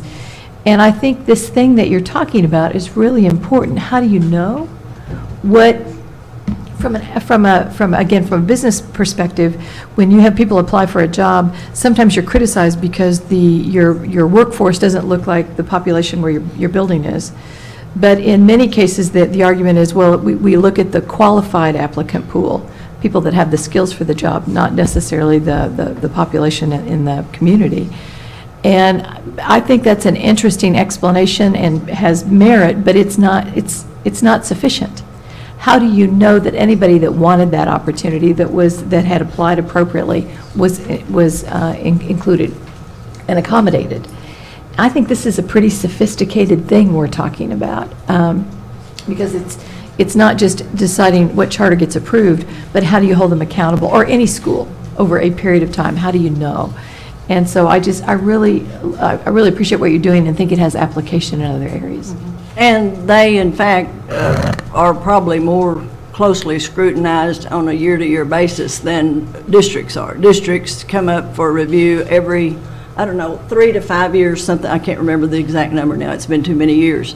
But charters, are scrutinized every year, or then they can be pulled in. So, but, I don't know. I mean, I've had parents in districts where I was the director of special service who were staunch Catholics, and they wanted their children to go to parochial school, but they wanted their special ed child to come to my public school because they liked the service they were getting. So you have some of that, but if the charter or the private or the homes or the private, if they don't have a strong reputation for the quality of service, they don't have an active, what we call LEA, which is the special ed supervisor, basically. If they don't have somebody that's really out there marketing and talking about, or a parent next door that's gotten the service they need, then they probably are not applying in the same percentages. So, there are so many things that come into play, but I guess my concern is the child and the team getting the service that child needs, and it doesn't matter to me much where they go to school as long as their needs are being met. Questions or comments on special ed? Yeah. So I guess we would, at the department, we would appreciate any input that you all could provide, because, we hear the things a lot. We listen to a lot of the discussion of the stakeholder group, and one issue is, how much of the issue with charters and special ed is almost a self-fulfilling prophecy that the talk is, well, charters don't take care of special ed kids. So then parents with kids who have those needs just say, well, I've heard that they don't take care of my kids, so I'm not going to send them over there. And the reason I asked that a few years ago, this isn't anything new. And when school choice came about, we heard the stories about smaller districts encouraging special ed, families with special needs, that, well, maybe you need to school choice over to this bigger district because they're better funded, they have more facilities, they're better able to take care of you. I think we had had a school choice parent this year. Yeah. Yeah. That went through something similar like that. Right. So, you know, we talk about this in terms of focusing on charters versus traditional, but it's traditional versus traditional. I mean, it's an ongoing struggle with special ed. So, so thoughts on that as it relates to this, and, you know, information that the department can put out, and also just information in general, which we might get to a more general conversation here in a few minutes, but there's some things in here on the report that I wanted to talk about too and ask y'all. But on that, you know, that's an area that we would be open to your thoughts on, you know, the perceptions that seem to be out there that we are maybe, you know, not as stringent on special ed, but I can tell you, I mean, our special ed unit is as tough on charters as they are on anybody else, because if they get the reports, they're going to go check it out. The problem, I think the problem is, Commissioner, that, you know, if the students aren't there demanding the services, it gets hard to you know, really be as tough as you may need to be on a school, because, you know, it's going to be those situations. It's a chicken and egg issue, because if the services aren't there, then the parents don't come, so there's no conflict. But if parents do come and there's conflict, they've got to be sure that their students are getting educated ASAP. And so the easiest thing to do is to go back to another option and avoid the conflict. And I think we do have a responsibility, if first federal law says it, but then we as a state board have a responsibility to be sure that if choice is going to be available, and I know a lot of folks on this board believe deeply in choice, that it has to be a real choice. And I think for some parents with children with special needs, I don't think they feel that it is a true choice in that regard. I'll give you an example. With Mr. Hoy hired a top-notch special ed supervisor.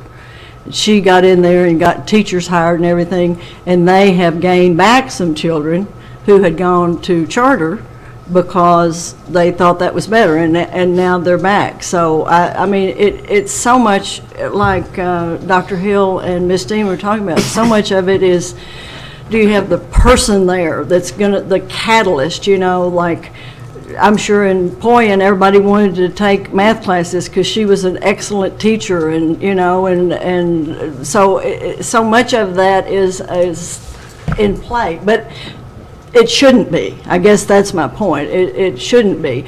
But I don't know, this may not be a good example because we talk about Haas Hall. But if you are a top-notch football player who wants to get a scholarship and go on, your parents are not going to choose Haas Hall. And please understand, I am not in any way comparing an athlete to a kid who has special needs. I get that. But there is some analogy opportunity there, because sometimes people choose based on their child's talent or their deficit. And so I agree with you. They could do better marketing. They could make the parents feel comfortable and not split families. But at the same time, it's a choice. I see Ms. Chambers, but there's a fundamental difference, though. There's a federal law that says that children with special needs deserve services in whatever school they're in. There is no federal law requiring a top-quality basketball program in the school. And the charter's call to action relative to special ed is like a 15 or 20 page thing. The law is there, the impetus is there, us encouraging it's there, and just making sure it's done is what we need to do. Ms. Chambers. I just wanted to reinforce something that you said earlier, Jay, which is this, I think we can't underestimate the rigor required in times of change to really know what's happening. And that question, how do you know? Because it's easy sometimes, I think, to look at a report or something that's, you know, somebody to the best of their ability check the box, but you need boots on the ground. You got to have folks that really do understand, to your point, who's not here and how do we know? How do we know why? Because I think society right now, we seem to fall prey to anecdote pretty easily as opposed to data that really does inform. And so I do think as a board, it's incumbent on us as we're making decisions based on fact, that we know where those facts came from and that they're meaningful and representing what people are really thinking and feeling. And last but not least, I think the way we get at that is communicating even more effectively and more often, where we're listening, firsthand to hearing the experiences of folks and their perspectives, so that we continue to make good decisions based on good information. And I think that's a good segue to the family and parental engagement, because communication obviously is all over y'all work. And so the three of y'all, I know with others met last month for your first meeting. So I'd love any thoughts that y'all have related to these recommendations that tie back to communication and parental engagement. So, Ms. Wright? Yeah, for my colleagues, I'll go first, but first and foremost to say, as our first meeting of the task force last month, the focus was more sort of what were our goals. Where do we 1 year from now want to be, and the process by which we get there, and trying to understand how other agencies are tackling this issue of family engagement, right? Because we're not the only state agency or government agency having these conversations. And then what do we know already? And then another part of our conversation from last month was, and we haven't had a chance to report this out, but we were very excited, and it was very fortuitous that Ms. Abels has been appointed to a national task force to look at family engagement as related to ESSA.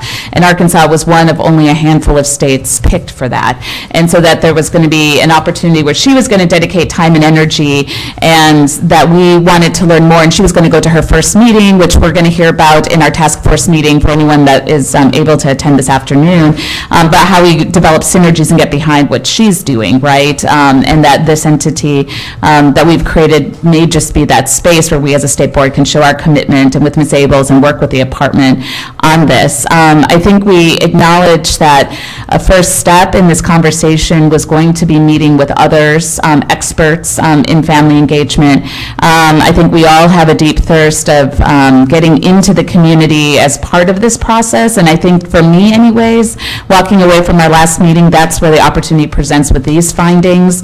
I think we realized that we ourselves, if we want to help inspire in family engagement and talk about it from a state board level, well, we got to be willing to do it ourselves, right? In some ways to model and show political will. And I think with Little Rock being here in our backyard and this being the district provides an opportunity as we start exploring some of this to actually host conversations or facilitate conversations. And I just offer that up as a personal opinion on this. We all agreed we would take a look at the stakeholders report and this, and I think, at the end, as you all shared, communication runs deeper than, just this with Little Rock. It cross-sects with everything and how we bring folks together. And I think we realized, as has been said, who needs to own a lot of this is at the local level, right? But that there's things that we can do as a department in terms of fostering best practices, putting a priority on this, sharing information that can help make that happen. And so I think some of those will provide synergies specifically to this, and because, and then I'll just give, again, this is my own last personal observation, as I kind of alluded to in my first comments, where I think there's a lot of legal impediments or funding impediments as kind of listed here with a lot of these activities. I think that, things like talking with the community and us playing that role and being able to help facilitate some of the space. I was not one of the individuals able to attend the town hall meeting, but had heard comments that in some ways it felt somewhat one way, right? And that there's maybe some opportunities for more conversation with state board members and maybe replicating that type of activity in schools or things like this versus in the type of setting that it was. And so things like that occurred to me as ways where we might be able to build a bridge where maybe there's not funding for that specific activity, but maybe that we could do and follow up on some of these recommendations, or at least dig deeper into some of that with how we plan out some opportunities for board members to engage with the Little Rock community and different stakeholders in the year ahead. And I think those are some of the conversations I personally would be excited about in terms of that relationship building and communication. I just wanted to offer, because I know we don't have a special task force on English language learners or liaison the way that we do for special ed, but a lot of these recommendations were about English language learners. And then to be able to build a bridge to, if you'll forgive me, to Ms. Zook's comments in regards to those. I guess I tackle with, and it was even as I was hearing you all talk about special ed, and maybe it is because, and I own that I sit on this board and I am not a true believer in choice. And so for me, it's about everybody having the best access to education, right? And for me, it's not, from my life lens, where I've come from, where I have not been persuaded on, choice isn't necessarily what's going to produce that outcome. It's about just ensuring that those, that this quality education is available, whoever those providers may be, traditional public schools, charter schools, private schools, whatever that looks like. And it's, I think, a really local community conversation, right? Community by community that comes to those. And so when I think about special ed, and I think about English language learners and the recommendations here, and I hear conversations around, well, they need to market better or self-fulfilling prophecies, I don't know for me if that's the right conversation. For me, it's about, is there strong English as a second language support in this district? And I know Mike Pord has done a lot in terms of working with the schools and building those relationships with parents.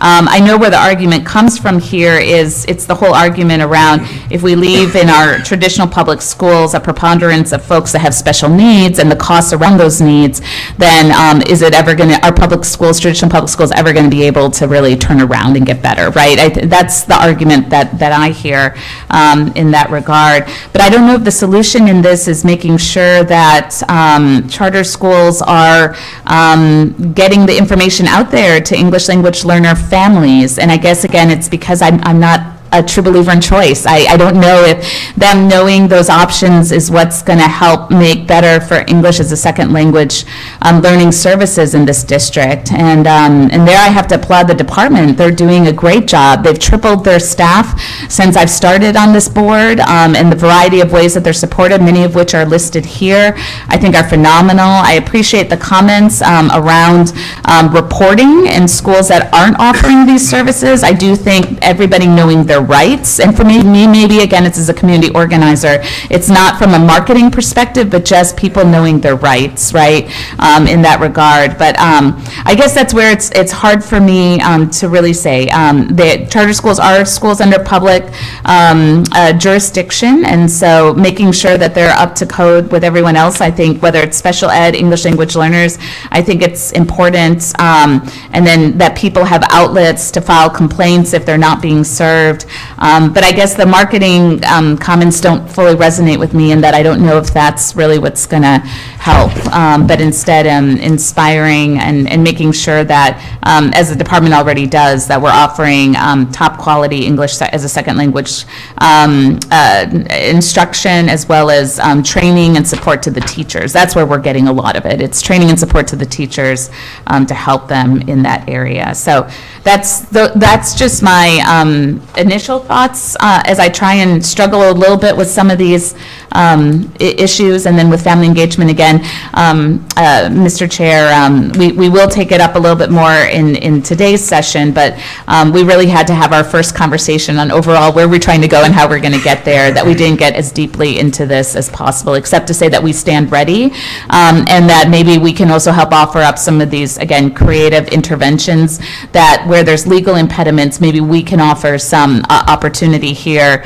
for some outlets of action. Great. Ms. Steve, do you have anything? Yes. To hit on the point of, I guess, the parents of English language learners and parents of children with special education issues, the recommendation for the information access, the hub for information registration for parents. I think that's the solution to that. This is a place where parents can get all the information on the traditional schools, the charter schools, whatever options and choices are there. I think that is going to be a huge step to ensuring that parents are empowered to make the best decision possible for their children. And I see, there are impediments there as far as staffing and funding. And once again, I would say that's where we reach out to the community. That's where the faith community, the business community can come in and assist in making this a real possibility.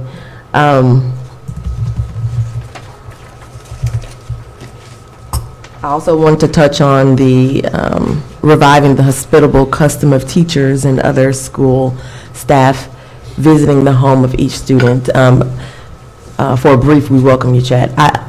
I've done some research and tying this back into the discipline. In the higher poverty, higher minority areas where they've had success, not only academically, but with discipline, that was one of the tools that they used was home visits. So I think that's going to be a huge part in tackling the student discipline issue. I also want to go just a step further and saying just making the school more hospitable for parents.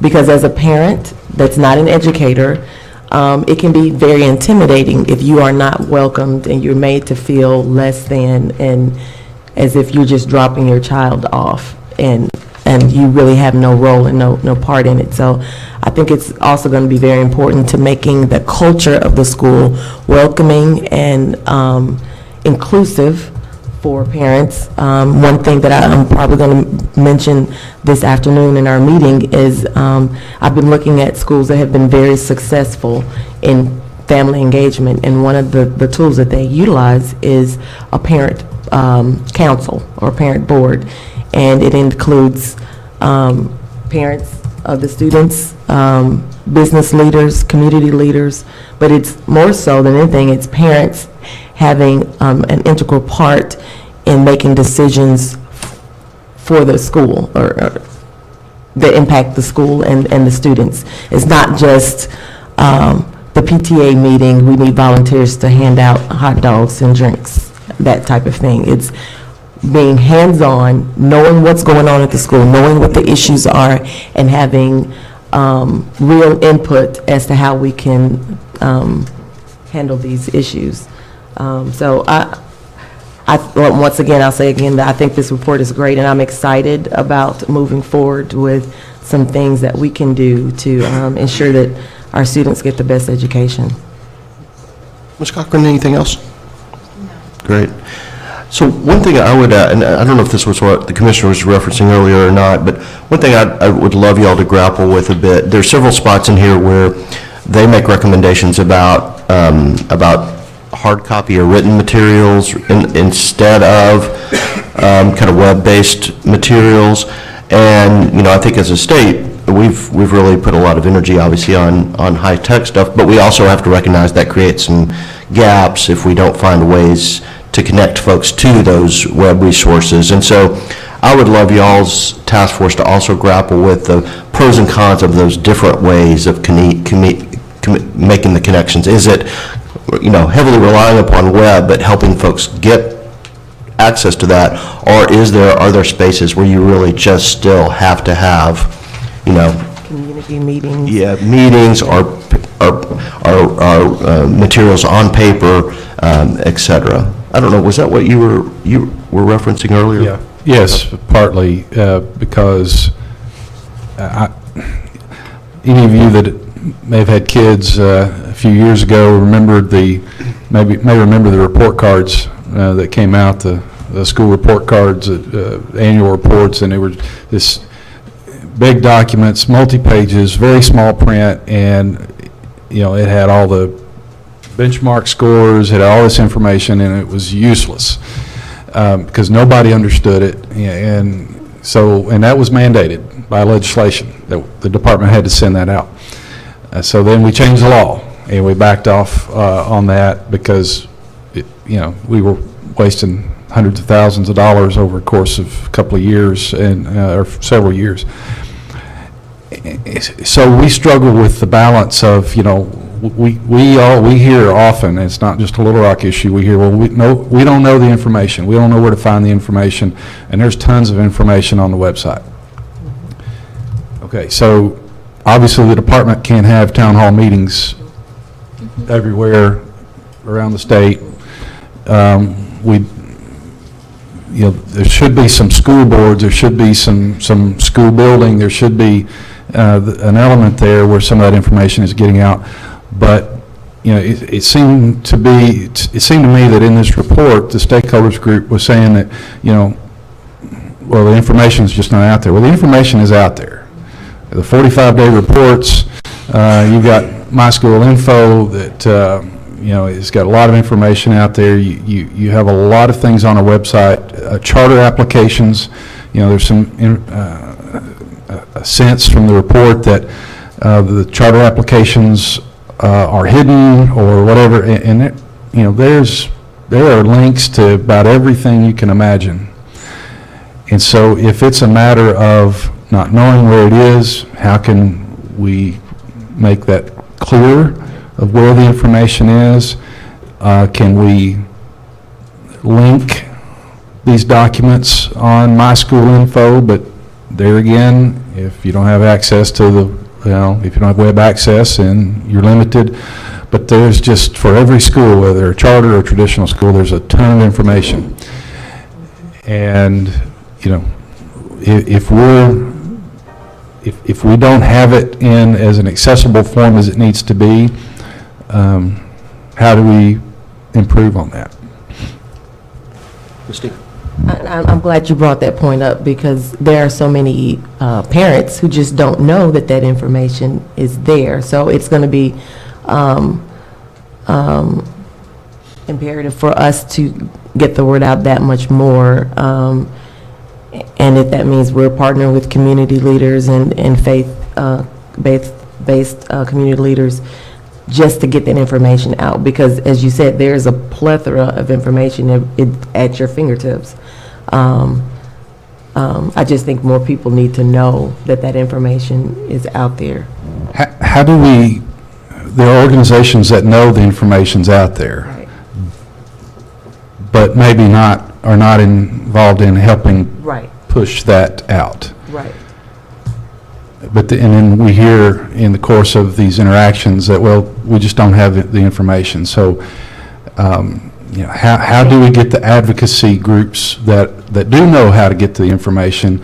I mean, I think they'd be in their interest to be helping us get that Right. information I out. agree. So, I agree. how do we make it available for them? How do we make it easier for them to take that information and then get it out to their constituency groups or their the school level, school building groups, parent-teacher organizations? I mean, we've developed a much closer relationship with the state PTA over the last couple of years, but I know not every district is affiliated with the state PTA, so we have some gaps there too. So those are some issues that I think are maybe not what the stakeholder group had in mind, but I think as we look to see what we can do, as Ms. Reith mentioned, there are some indirect connections to the stakeholder report that maybe we can get some better ideas on those connections.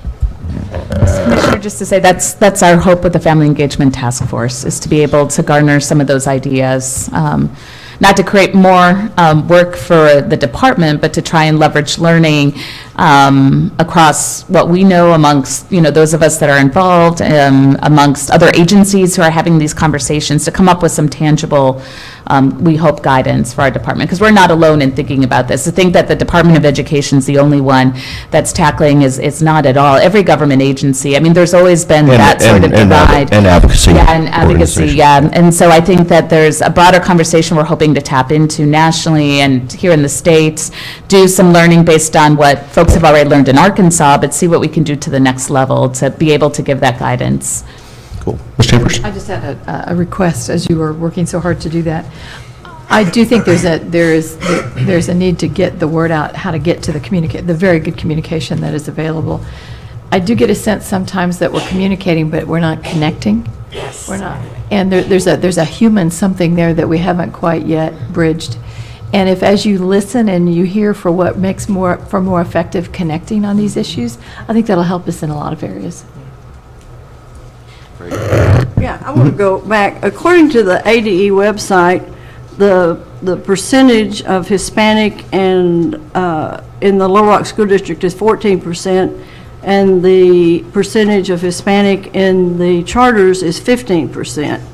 And of other ethnic groups, there are 4% in the Little Rock School District and 8% in the charters. So I don't want us to have a narrative that's different than what the data backs up, because apparently there are a lot of African-American families, Hispanic families, other race families that are choosing to. The special ed numbers, true, are different. But there again, we would need to look at the individual kids and how much the charters are in fact making those families feel like they can get adequate service. Thanks.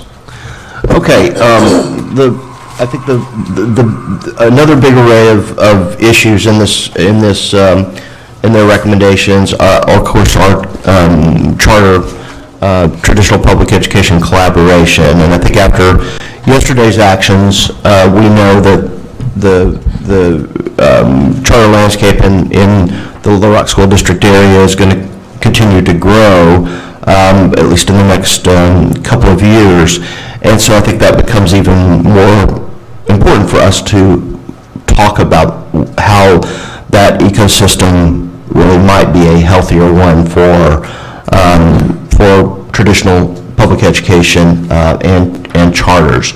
And so we obviously know that in some ways, as Ms. Freno's report lays out, there are some obstacles by the law, but then there are other things where voluntary work actually could be, that is recommended by the stakeholders, really could come to fruition. And so I want to spend some time on that. So where do we as a board need to go in, creating the healthiest ecosystem possible in south of the river for traditional and public charter education? Ask the same question, use it different words. I'm not sure I'm understanding what you're asking. Well, specifically, what can we do? First off, there are several recommendations in here that, in which there are not legal impediments. A good example says that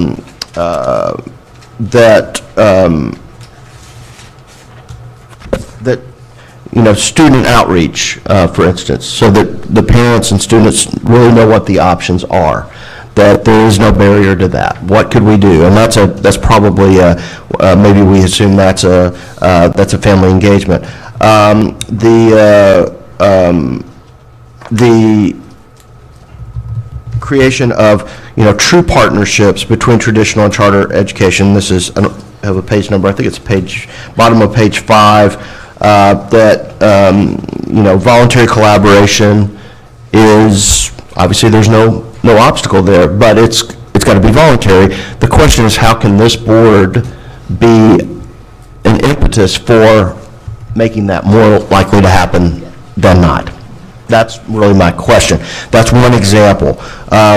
Providing more coherence about the lottery process and the timing of those. Obviously, that would require voluntary coming together of charter schools to coordinate that and have a similar timeline, which would also be the time when traditional public education could advertise and make parents aware of the opportunities that they have, which we know is important. That's what I'm asking. What can we do to make those things where voluntary action is really going to be what makes it happen or not? What can we do in being proponents and advocates and push that forward rather than hold that back? Ms. Newton? I think you realize one of my big things with charters is the opportunity for collaboration. I think that's something that we have got to tap into. And I've thought about this and wondered, and you know, y'all can shoot me down and it won't hurt my feelings, okay? But, you know, we have work sessions all the time, and I wondered if, you know, and maybe we couldn't do this till spring because of the facility and that sort of thing. What if one of our work sessions, we invited the leaders of public school and charter school to come to one, and let's have a brainstorming session of, you know, what are some best practices, or how can we get this started, or, you know, we've got all kinds of people here in the department that can lead excellent PD, and maybe we could have some sort of a session that would, if nothing else, get them in the same room where they could meet one another and have some conversations. And, you know, I don't know if it would be possible or not, but sometimes you just need that initial ice breaking. And I think that'd be great, and then each person just say to them, bring your 3 best things you're doing in your building. Yeah. And they may find that they're all doing the same and they don't need it, but, you know, for them to come with that level of preparation and then that's facilitate. That was one thing I had hoped that the stakeholders group would do, because they had them come and like present from down there,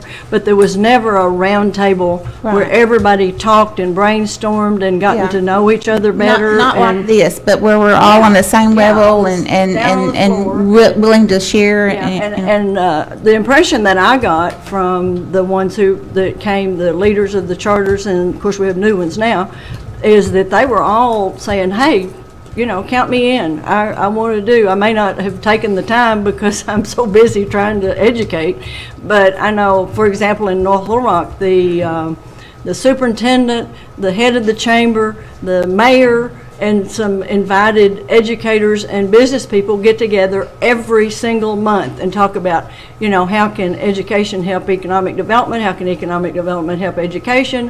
How can we get our employees opportunities to go to the parent-teacher conferences? You know, just all sorts of collaboration. And, you know, as we know, North Little Rock's one of the ones we haven't brought up here or had to bring up here. And they may not have the best scores in the state, but they also don't have the worst scores in the state, and they have a community working together. Yeah, and not necessarily concentrate just south of the river, you know, looking at the county and seeing what are some good things that are going on Yeah, I that you love could that. share. No, and if I could, I love that idea, Wida, as a community organizer, anytime we can actually physically be face-to-face, there's nothing that beats the relationship building. And I'll say this, that's true on every level, right? Whatever the issue is, you can dispel myths so much better when it's a real person in front of you, and it's not just some amorphous, right, being that you've been hearing about, but then actually it's face-to-face.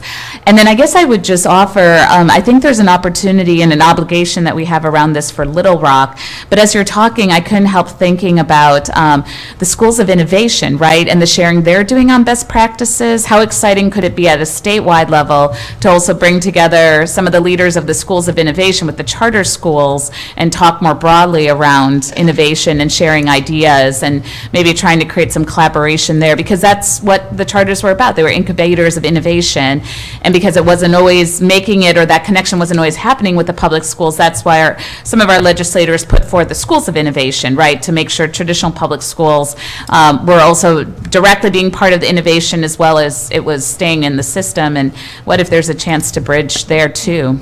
I just think that we need to be careful with this initial, not to get it too large. Yeah, Because I agree. when it gets too large, then you lose that relationship building aspect of it. So, you know, and I know that they have innovation summits and different things going on, so we have to be, but I kind of look at it as small, intimate, where they can get to know one another and share ideas in a safe place. Yeah. But And just have it where we have identified problems and we're trying to come up with a solution. You know, and so, and make it solution-based, that other than that, we're just meeting. So when we come in there, what the goal, what are the problems of education that we're having difficulties accomplishing, and take the best, you know, that we have to offer from the charter and the public, well, both the public, I know, I didn't mean to say that, but what can we do to combine that and say, this is what we hope to accomplish with this, you know, when we look at when we look at all the things that are disparate, all those things, we want to come up with specific solutions for these criteria problems that nobody seemed to address. And I think having a small, intimate setting, we become the Navy SEALs of education, kind of. You know what I'm saying? I mean, it's just a small group of people, like what you're saying. Ms. Chambers, Joe? I love that idea, Ms. Newton. I do think it's because we've said several things. I don't know if there's maybe a development aspect to this. There's a facilitation aspect to this. There's a sharing. Because I do think this could put into motion some relationships where we start to understand each other. You know, as we were talking about with Superintendent Poore, how do we better create common ground where we do understand each other's issues and we land on where we have shared purpose in terms of what we're trying to do together, and not to heap too many things on the first meeting. But I think hopefully it would be just the beginning of what would be a long-standing group that would work together. We also, in here, obviously have a lot of things about co-ops are similar, kind of more permanent. I think the notion of a one-stop, you know, a meeting where folks are really kind of begin to build those bonds that we hope can be then employed beyond that room. It's one thing, but creating some structures that allow that to happen on an ongoing basis. Obviously, as Ms. Freno explained to us, you know, the current co-op laws are what they are and prevent kind of the creation of a Pulaski County co-op. But I think I think it was part of the boundary study, et cetera, that we know there needs to be more communication among the traditional school districts in the county, as well as the charters that are in the county. And I guess a question is, I mean, what is the future of co-ops, and is there an opportunity for creating something, even if we can't change the co-op laws, is there an opportunity for doing something that would kind of formalize some of those bonds so that they could think about how can we do transportation in a more efficient manner? How could we provide other key services that are important to kids across district lines? I mean, do you have ideas there? Well, yeah, I mean, you know, that's a conversation that's even broader than just Little Rock from the standpoint of any location that has a density of schools and students and population. For instance, you know, how many times do you see a Pulaski County bus in Little Rock city limits because they have to get to their routes? It was a lot more so when there was the M-to-M transfers and those kinds of things. But in Northwest Arkansas, you know, the crisscross, our boundary lines are such that, and the highways are such that, you know, buses are going to go outside, and we get calls and said, hey, I saw a such and such bus in our district. Why are they over there? Well, I think we do need to have some conversation, and I don't think there's anything that prohibits a cooperative, not from the education service cooperative standpoint, but a cooperative of districts coming together, say, look, we're going to create a unified transportation system. I mean, those are conversations that I think could drive some efficiencies, and you know, it would take some creative planning and some creative budgeting. But I think those are conversations that, just because we've created the history of school districts in Arkansas, the history of school districts around the state is a boundary line, you know, imaginary line that these are where our kids go and those are where your kids go, and we're going to take care of our buses and you take care of your buses. yeah, we have to move beyond that. Is there room for that? Yeah, I think so. I don't think there's any prohibitions against that. I want to go back, though, for a second to Ms. Newton's comment, because I think it's going to have to be more than one meeting. You know, one of the things that really didn't come through in this report is the fact that the toxicity of the situation in Pulaski County. And a lot of times we hear it, and we hear it from the one side of, well, we don't want any more growth of charters. But if you think about it from the charters perspective, when school districts historically have come and even when there was just a handful, and they said, oh, well, the school districts came and opposed the expansion or opposed new charters, even to the point of taking it to federal court at one point to stop new charters from coming in or expanding. So when you look at it from the charter folks' perspective, I mean, they're wondering, okay, is this real? You know, yeah, everybody says we want to collaborate, but it's one thing to get the school folks in a room and work to collaborate, but that doesn't change the community. Okay, so I'm wondering if there are ever conversations, because I know for a fact you have folks that, and we've heard the stories, they go to elementary school in LRSD. For middle school, they'd go to Lisa, East End, whatever, and then when they came back for high school, they'd come back to the district. Okay, so they talked about that a little bit in the of getting the information of why parents are making these choices, and I think that's important. But I think more important is for the parents in those neighborhoods to discuss why they're making those choices with each other.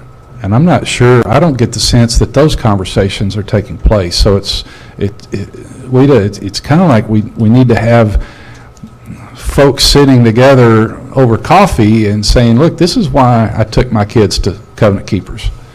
Because, you know, whatever, I mean, you've told some, but it's back to the anecdotal. You know, we hear the anecdotal, we can't get all of those stories and make concrete data out of them. But as a community, do the parents in South Central Little Rock understand why the parents in West Little Rock were so upset for a number of years because there wasn't a middle school out there? Have they ever had those conversations? I don't know. I think before we can ever tackle the collaboration of the schools, there's going to have to be some collaboration and understanding developed in the community. And is the state board, is the department the one to lead that? Probably not. Is Forward Arkansas someone who could lead that type of conversation as a community building and a place for coming together? Maybe. Or some other organization out there. So I didn't want to leave that without coming back to the fact that schools can collaborate, but until we get the parents and the advocates and all sitting and understanding each other, I think we're going to keep kind of plowing the same ground for a while. Also, Pulaski County and Jacksonville and North Little Rock all participate with Arch Ford, and they're not on the superintendent's board, but they engage in the PD, they engage in a lot of the conversations, and of course, you know, Mr. Poor's just now figuring out probably how to get around Little Rock and talk to all of that community, so he may or may not take advantage of that service and that. But I think we all are wanting the same thing, and now, like with Ms. Newton's idea, coming up with concrete ways to accomplish these things, and like Dr. Hill said, you know, having the goal in mind, what are we wanting to accomplish, and then setting the stage. Because I suspect if we had 1 or 2 or 3 meetings with the group, they would then, if they found value in that, they would then initiate that on their own. And maybe, I know in Fayetteville, the superintendent has what's called the Superintendent's Council. And all the PTA and heads of the VIPs and or the VIPS program in the different schools come together with him once a month. He updates them on what's going on. He finds out what the concerns are out in the ever. So it's parents and then they go back and communicate that, because one superintendent can't do that. But if you get those parents and those those VIPS persons who maybe aren't a parent, but they care. Because I know in CASA, what we run into is the parent didn't have a good experience in the school, so they're reluctant to go to the school because nothing that ever happened for them in the school was positive. So, you know, and engaging CASA and engaging the juvenile courts and the family in need of service programs and the churches, and, you know, I think we're on a roll now. Our brainstorming is really beginning to pay. I do think, I want to pick up on something the commissioner said. I am, I'm so frustrated by the pot shots by advocates on both sides via social media that I think are not doing anybody any good in terms of moving us forward. And I think we've got to, even if it is not us who brings those folks together in the same room, we've got to figure out an entity, and Forward may make some sense as an entity that brings those folks together to have real conversations. It's just not, there's too much, I think there's a lot of energy being spent on demonizing the other side. And, I'm an advocate. I understand the importance of standing up for one's beliefs, but it's just never healthy if it just really doesn't move the conversation forward at all. Instead, it is about putting down the other side and celebrating in the end zone when you have victories. I don't think any of that is good for anybody. And there are problematic players on both sides of this debate in this community in that regard. So I think it's interesting how these intersect, these points, because we've been talking about the community and communication and connecting, and then this collaboration element with charter and traditional public. And it may be that there's enough water under the bridge. We need some players that are not maybe so tainted or so associated with one point of view or another, and identifying people in the community that if Forward was interested in helping, could help facilitate gathering information to develop fact. Those are the facts I was talking. I think I maybe misspoke.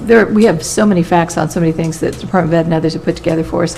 It's the facts we don't have about how charter and traditional coexist, and data around that would be so helpful, I think, and opinions about that perspective. But maybe we ask leadership within the Little Rock School District, leadership within the charter schools, and community leaders that would have their own suggestions about how they think we should approach this. Because I do think it's more, the good news is it's more than one meeting. This is a journey we're talking about undertaking that will help inform decisions about how we optimize the educational opportunities for our kids today.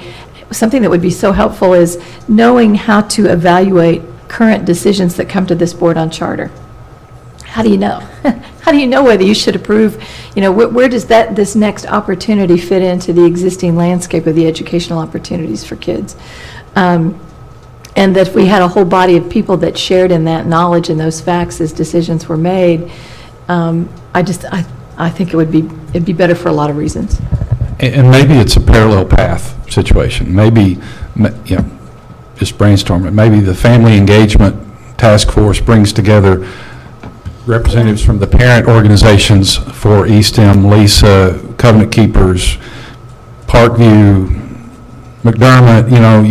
Maybe that's something that starts taking place at the same time the district leaders are collaborating, the school leaders are working to collaborate with, at some point in time, some merging of the work, or at least the information that's being shared in those meetings. I would just add a third, which is the advocate community as well, having some, encouraging some communication there on the sides of advocates who are really detached from the schools and their operations themselves or the parents. So I think it's a three-part process if we really are going to move this thing forward. And there are districts elsewhere in the country that are a little further down the path from us that we might be able to learn from, so we don't have to invent everything here.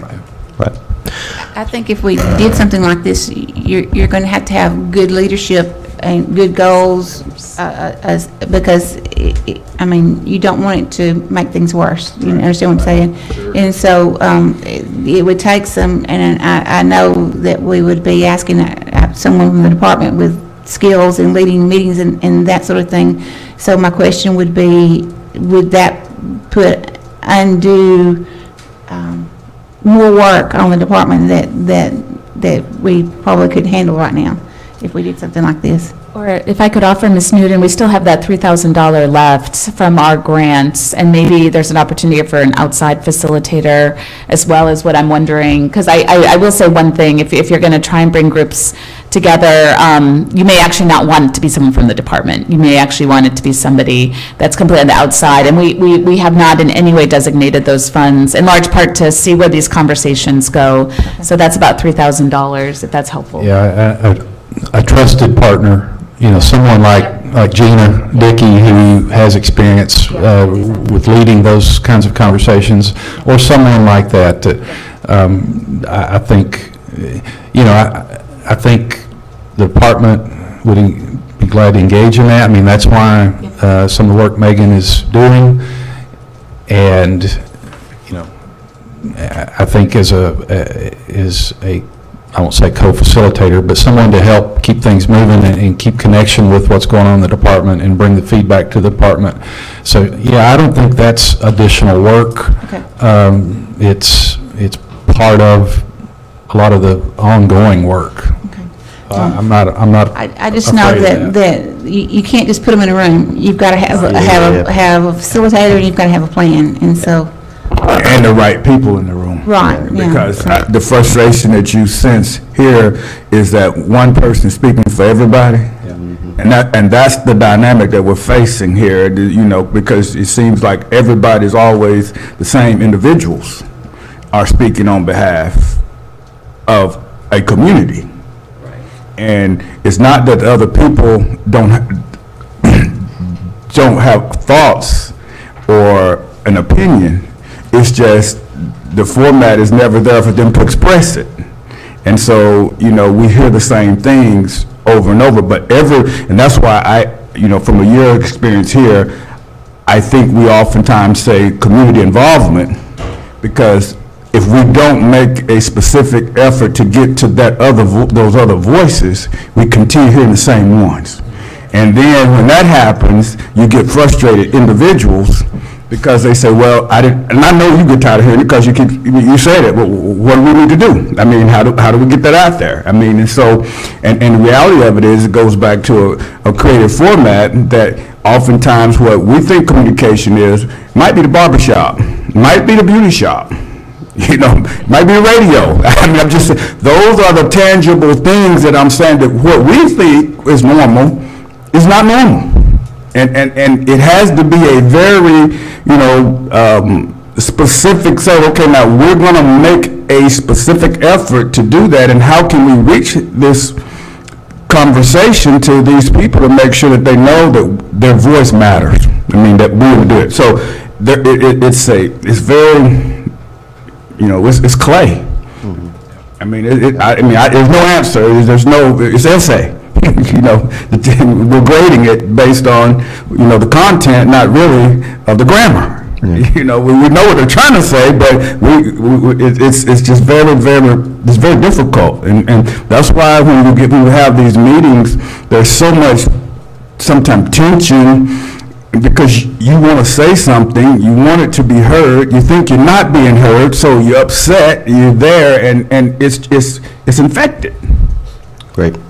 So this has been great. Thank you. Thank you for the good conversation. So we have structures in place, I think, already to deal with the first three of the items, the community family engagement, special ed, and then discipline.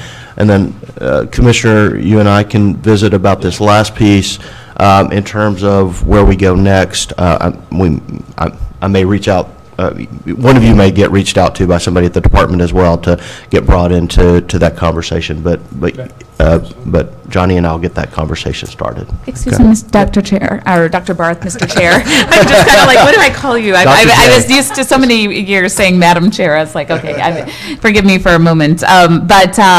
So just to make sure we take our right deliverables to our meeting this afternoon, right, for the task force. So what I heard from you was some conversation on this web-based versus, whether it's physical documents or communications of that.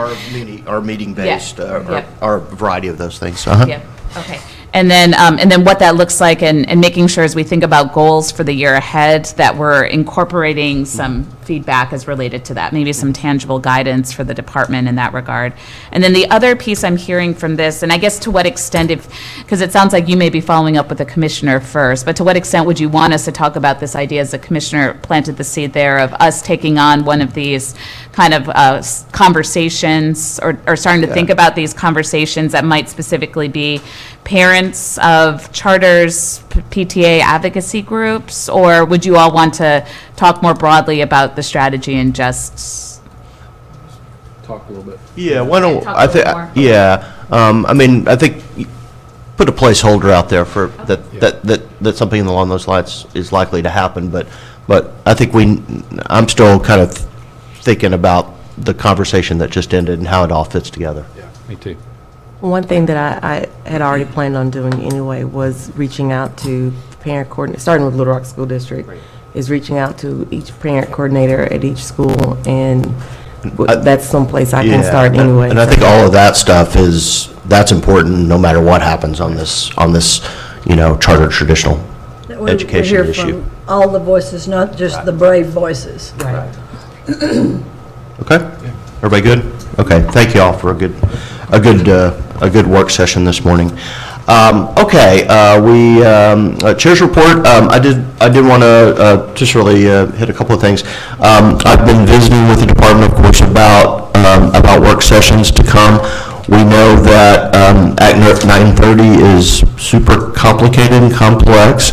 I know that Ms. Zook obviously is visiting with Ms. Kaufman around those issues, and so we will figure out how is the best way, whether to take Act 930 and the rules that will emanate from it kind of as one big thing, or whether it's chunked up into different pieces in a way that we can kind of deal with those issues. The other work session that is on the table is around virtual education, the future of virtual education, both school-based and then also charter-based, conversion charter and open enrollment charter-based virtual. And so that is something, and there's some been in conversations with what that might look like down the line. I know we're also going to get a report. You remember last month we had the conversation about the service learning opportunities in schools around the state, which is now a part of the fifth indicator on ESSA. And so for us to get a better handle on what that looks like, what we may be being asked to approve as more schools develop those relationships with outside partners. And so I think initially that's probably going to be a report on kind of where we are, not a work session, because I think most of us just don't know where we really are on that issue, but it may lead into a conversation about what we want those relationships between schools and service providers in the community to look like. So those are the things coming up, just to let you know. I'm in general going to try to keep work sessions, during our day on Thursday or morning on Friday. It is possible, though, that we need to do an evening work session at some point, but I think I'm seeing tremendous value in us getting an opportunity to understand one another better in a more social setting at dinner on Thursday night, when at all possible. That's kind of my operating procedure, but knowing that we, at some point, may have to have an evening work session. But I think we are so, we're not worth a lot on Thursday evenings after a long day. Does that sound good? Okay. All right. That's all I had. Anyone else have any reports from the last month? Anything? Misty? Just kind of wanted to report back. I was able to visit quite a few schools that first day and first week of school. As you dropped your children off, part of it? Yeah, exactly. Part of that day, I just took that whole day to visit schools. I ended up visiting, ran into Dr. Williams, I think a couple of times. I ended up visiting Parkview, Henderson, and Hall. Got to sit and chat with the principal there.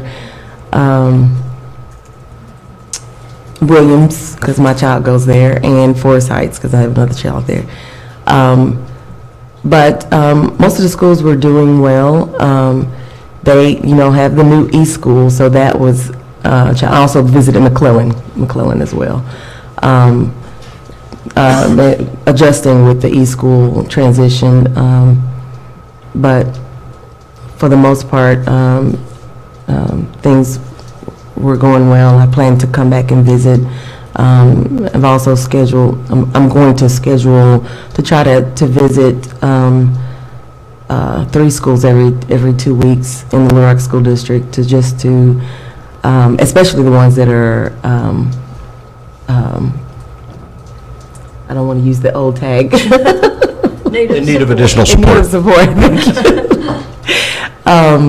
But I want to make it a personal endeavor of mine to stay in constant communication with the principal and especially the parent coordinator. That's going to be something that I really want to establish a really good relationship with our parent coordinators and facilitators here, starting with Little Rock School District. So, great, thank you. Ms. Hook, did you have something? Well, there's a group called Our House, which is an outreach group, and they serve homeless. And they sent me this information about the number of children that they served just in the past year. And I think that 558 children, that's a lot of children. And they inform them about the traditional schools and the charter schools and, all the different things. But 85% of the children between 6 and 17 improved their grades in math and English in 1 year. And that's, you're talking about kids who have been through the ringer. And so I think, to highlight these kinds of groups and people who have children, I think what got me thinking about this, about the homeless and those who had to flee a battered situation, is I realized during Katrina that the schools in Arkansas had to step up, but I was not aware until my meeting with Ms. Coffin that we have children because of Harvey and probably will be because of Irma, and quickly the department got on that, figured out what to do, what the laws were, how to accommodate it, and those kids got day one service. So I think, once again, ADE has stepped up and looked at individual children and not focused so much on districts and problems, but support for individual children, and I would commend them for that.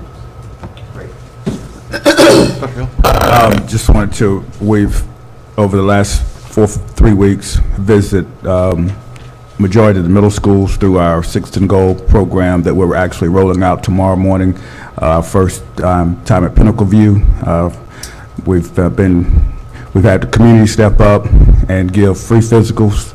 Children's Hospital started the physicals process 2 weeks ago, brought all their staff in. But what we found out, as I was sharing with Ms. Newton, transportation, even though something's free, is an issue for people to get there, to get the transportation, even though the services were free at Children's Hospital. We're piloting this this year as a way to learn effective practices to roll this out next year. what we found through the support of the private community of Bear State Bank, First Security Bank, Bill Dillard, and Arkansas Democrat Gazette, is that we were allowed to serve a group of population of young, particularly males. We do have a few females that have wanted to sign up to play the game of football, and we've had to continue to push things back, dealing with the transportation issues that create barriers for logistics. And so, as I've working with the mentors, we're doing the background checks. We got a church taking care of that for us, getting all that cleared, because what we're trying to do with the principals, which I've met with the principal when I go into the school, is have 5 community members that have passed the background check to enter that school once a week to eat lunch with those individuals, and to create a team base within that community that will go throughout this year. So even after football season is over, that they would continue to go to that once a week. That's the reason we wanted 5 individuals, which means you don't have to go twice a year.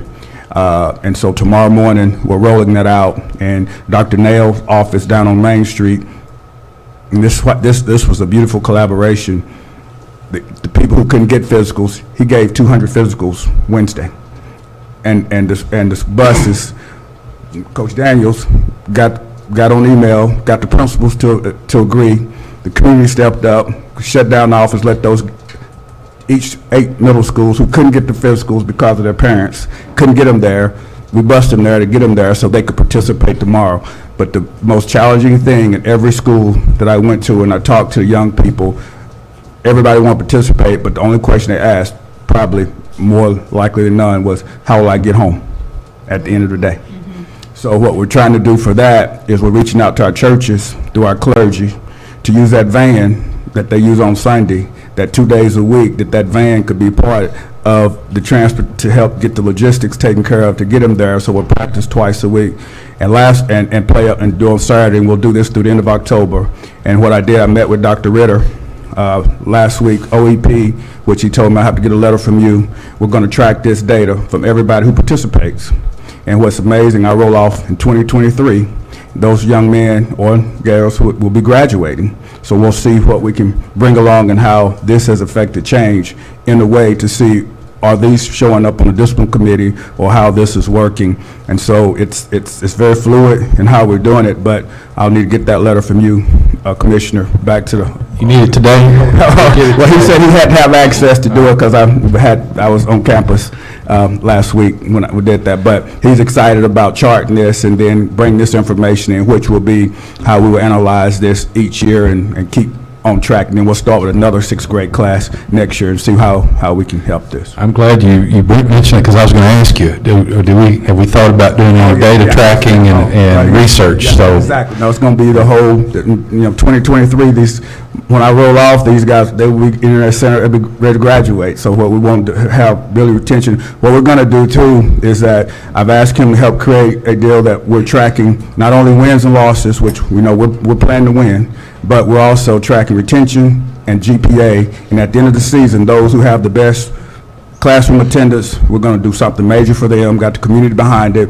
We're trying to find out how we can feed them in the evening times after practice, whatever we need to do. So we're going to really reach out and touch and see if we can get the community, this year to do this. And what has happened, the other league, the IYFL, we met with them, they want to merge, so we could be talking about 800 to 900 kids a year next year rather than the 300 or 400, because we may be out of uniforms already. How do you have to be to ride the public bus? Well, this is all public because it's 6th grade, we're in school, so. No, but I mean the metro. Oh, I don't know that, I'm sorry. I don't know. Because if they will let them ride for free between certain ages if they're too young, if an adult accompanies them, so that might help solve some of the problems. We have a person that's helping us do this as far as logistics and our administrative coordinator, but I'll ask her to inquire about that. So I could give you updates on that next, but tomorrow is the rollout. And I don't know how it's going to look, but what I told the coaches that we're going to holler praise and whisper criticism, and we're going to be highly, highly, highly encouraging. And I'm working with the coaches, and I'm And excited where about and that. what time, Dr. Hill? At 10 a.m. at Pinnacle View, but we're still distributing equipment, so we'll be doing that at 7:30 in the morning till 9, then get into Pinnacle View, and then at 12 o'clock, and it kind of worked out good because the Razorbacks don't play tomorrow. That's right. All right. Thank you, Dr. Hill. Ms. Newton? I don't have anything to add this morning, but I want to compliment Ms. Dean and Dr. Hill. They are two that don't just talk the talk, they are walking and doing, and I hope a lot of the community leaders here in Little Rock will sit up and pay attention to what these two are doing and get involved with them, because they're doing fantastic, and I'm so proud of y'all. Appreciate it, thank you. So, and I want to thank, as Senator Elliott did everybody, I wanted to thank everybody who was able to come in for the Legislative Town Hall here in Little Rock. And I also want to thank everybody who was able to come to the Arkansas Teacher of the Year semifinalists recognition. And Ms. Cochran did a great job that day. So thank you so much. Commissioner, you did all right too. But She stole the show. so anyway, thank you, and thanks to board members who were able to be here for that. That was very, very nice. Commissioner, it's all yours. All right, Kim, we ready? So, first thing I want to show you is a little recognition for our team. The Arkansas Public School Computer Network, AppScan, received a Digital Government Transformation Award last night. And along with DIS, this was for the project of upgrading the broadband capacity for all the school districts and charters in the state. And so I want to give Dr. Saunders and his team a hearty good job on the work they did there. Dr. Saunders, do you have that light up award? Give me a minute. Okay, he's gonna go. We're gonna show you that. So in addition to the certificate, they got a nice little trophy. And we also learned that, and I'll wait till he gets back in here on this one, but we also have another award that we learned of. It's not that big of a trophy, so I'm not sure. There we go. I don't have the battery in it right now, but it all. Okay. Yeah. All made from local companies, wood's reclaimed, redwood. Microphone, yeah. Oh, sorry. Yeah, tell us a story about that award, that trophy. Yes, it's all made by local companies and artisans across the state. The wood, for example, is reclaimed wood from out of Conway. And anyway, really nice. So I ended up here, so anyone wants to. All right, and so, yeah, Dr. Saunders, also, we learned this week that My School Info has won an award. Would you describe that award? Yes, received recognition on that. I have to go back and get some exact wording on that. It's, I believe, an international competition. There were 8 recipients in education for web development, and so just very honored for the team to have that recognition. We just learned that this week. We'll be getting more information out on that, and our team will be honored. So just want to say great job to Dr. Saunders, to Arjit, to the AppScan team, everybody over there. Good job.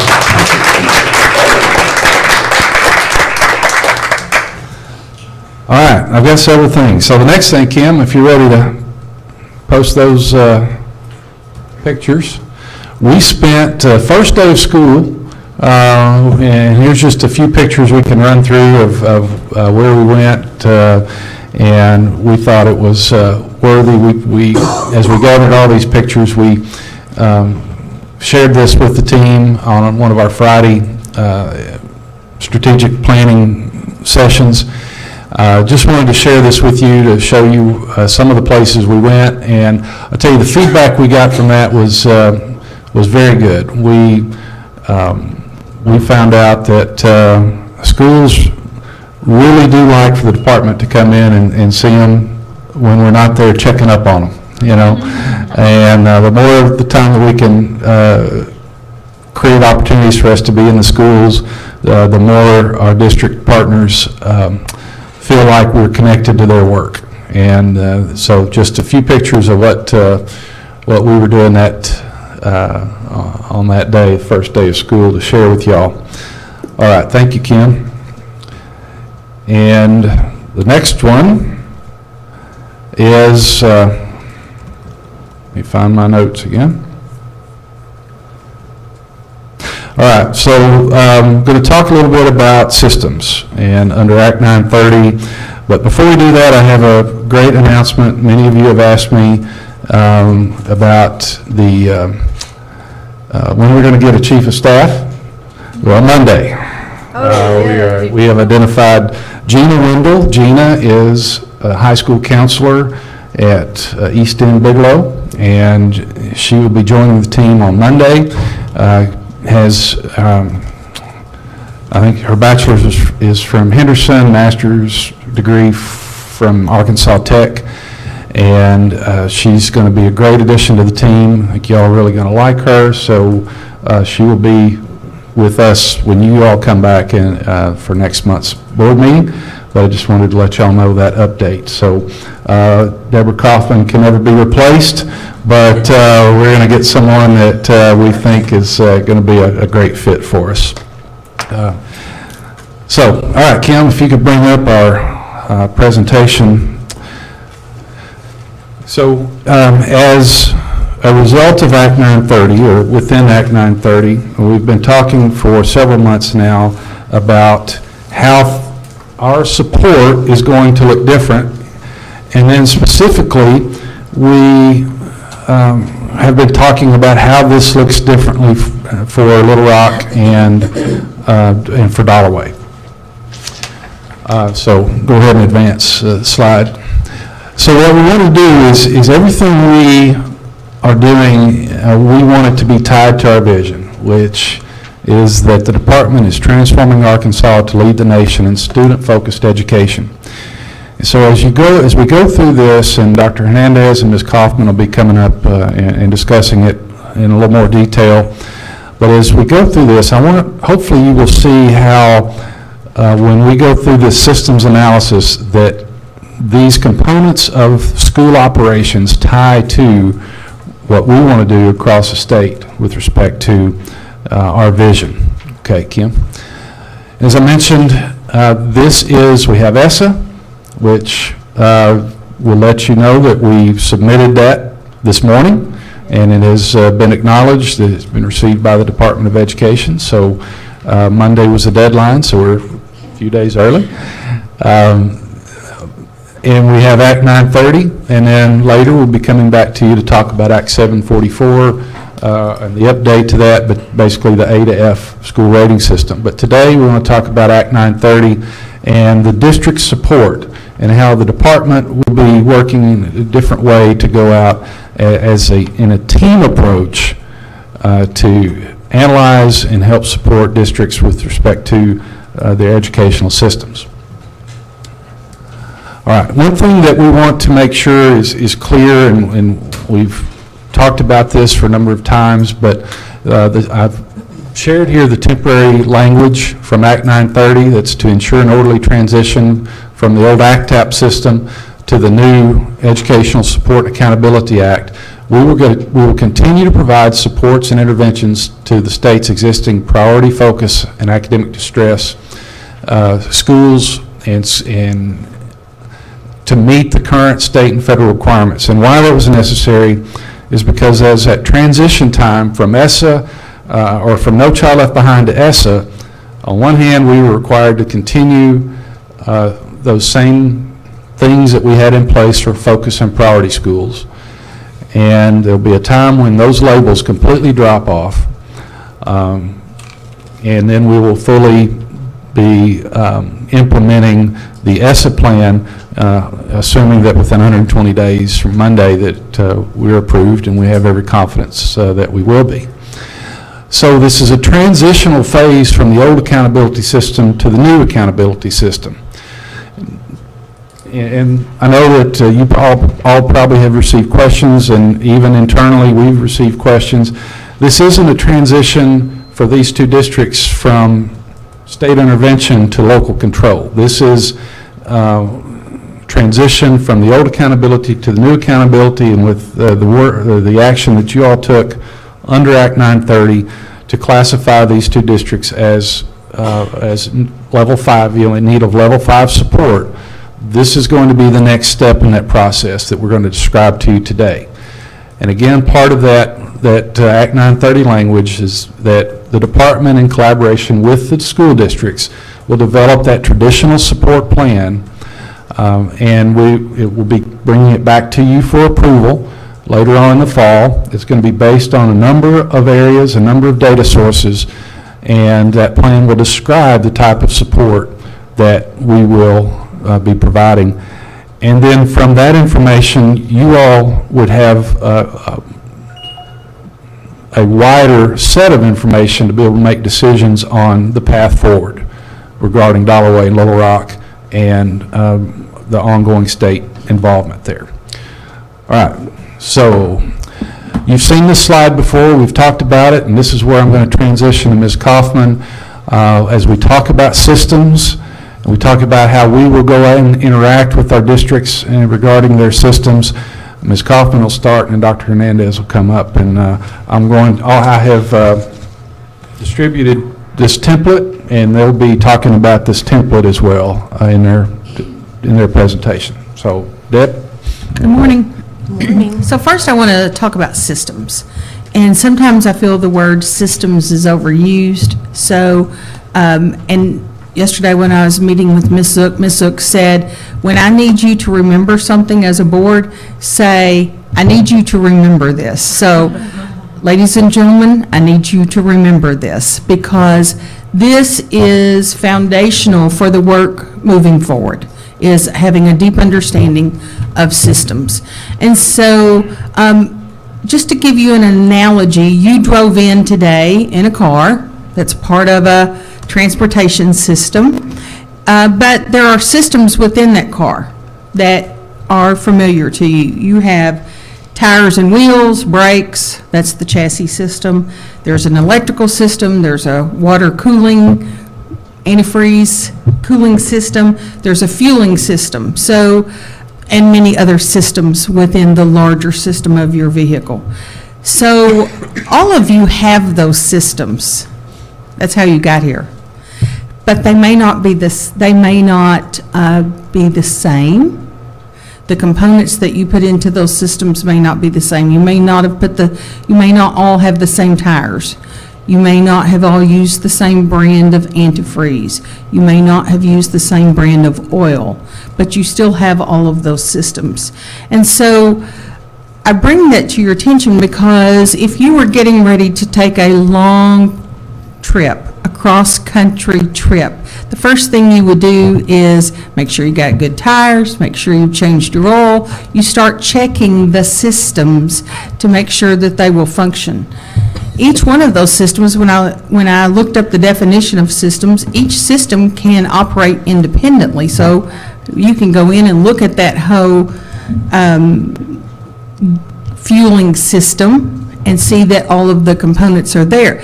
But it's the cross-action or the interaction across the systems that makes the whole vehicle go and have a pleasant journey for you and keep you from breaking down on the side of the road. So as we think about that with a simple everyday analogy, then I want you to think about the systems within the education system. So there are many systems within the education system. Act 930, on page 43 of Act 930, because you know it's a very long document, it says that school district systems mean operations and procedures that occur within a public school district. So as I look at these systems that have been identified in that page, those are systems that we operate within at the department. We're part of the education system. So do districts, so do schools. And so it's important that we kind of think about, we're all operating within them, but we operate as putting in different components into those systems. So if I look at academics, let's kind of think that through. In academics, we provide academic standards at the state level. Then what does a district provide to schools? And if you begin to look at your documents, what you know is at the district level, the district inputs into that system curriculum and instructional support. They may use resources to purchase materials, textbooks, supplemental materials to help with the learning. They focus on student learning. They set the tone and the professional development and anything that needs to be done to ensure that student-focused learning is occurring in the district, in all of the schools. They monitor student progress to make sure how they need to allocate and reallocate resources. At the school level, there's still an academic system. At the school level, there's instruction. There's day-to-day interaction with the students. There's the monitoring of student progress. So the systems are the same, but each person or each part of the system is putting in different information. So I bring that to share with you because this is the work that we'll be talking about later on when we talk about accountability. We're talking about accountability of these systems and at the different levels, the input into those systems. So that's why I've asked you to remember the conversation about systems. Dr. Hernandez is going to share with you now how we will be examining these systems in these two districts. Good morning. Dr. Mike Hernandez, State Superintendent for Office of Coordinated Support and Service. Very excited about this systems approach. You know, in my previous time here with the department, being with Fiscal Administrative Services and also as Deputy Commissioner, one of the things that was hard for me is when we were working with the district or in a state takeover type situation, we were usually focused on very finite areas like finance, like academics, and we weren't really taking that broad holistic picture like Ms. Kaufman was talking about, that there were lots of issues. The academics piece was a symptom. The financial piece was a symptom. And so being able to take this approach as we analyze these districts is going to be very, very beneficial to the long-term sustainability in trying to improve these districts. A little bit about, I believe Commissioner Keith shared with you a document that has a district systems analysis template. Very proud of the work that the ADE staff has done in working to develop this template and kind of look at these high-level expectations as a district to be able to move that work forward, to ask the questions about how are the districts doing these things that they're supposed to be doing in order to help schools, to help students. A little bit about the process that we're getting ready to undertake in the next couple of weeks is we will be going to the districts along with gathering data from the department that we already have. Will be of interview type style where we'll sit down with the district leaders, central office staff, and talk to them about a district perspective, how they see themselves functioning in all these expectations, gathering information to bring back to you guys in the form of a report. That's the first step in that systems analysis, because what we're trying to do is, as we're doing this diagnostic analysis, we're trying to see where some of these systems having issues. Is it the academic system? Is it the fiscal system? Is it student support system? From there, that will help us continue to take a little bit deeper dive in partnership with the district to say, okay, this is what we've identified as you may be needing support in.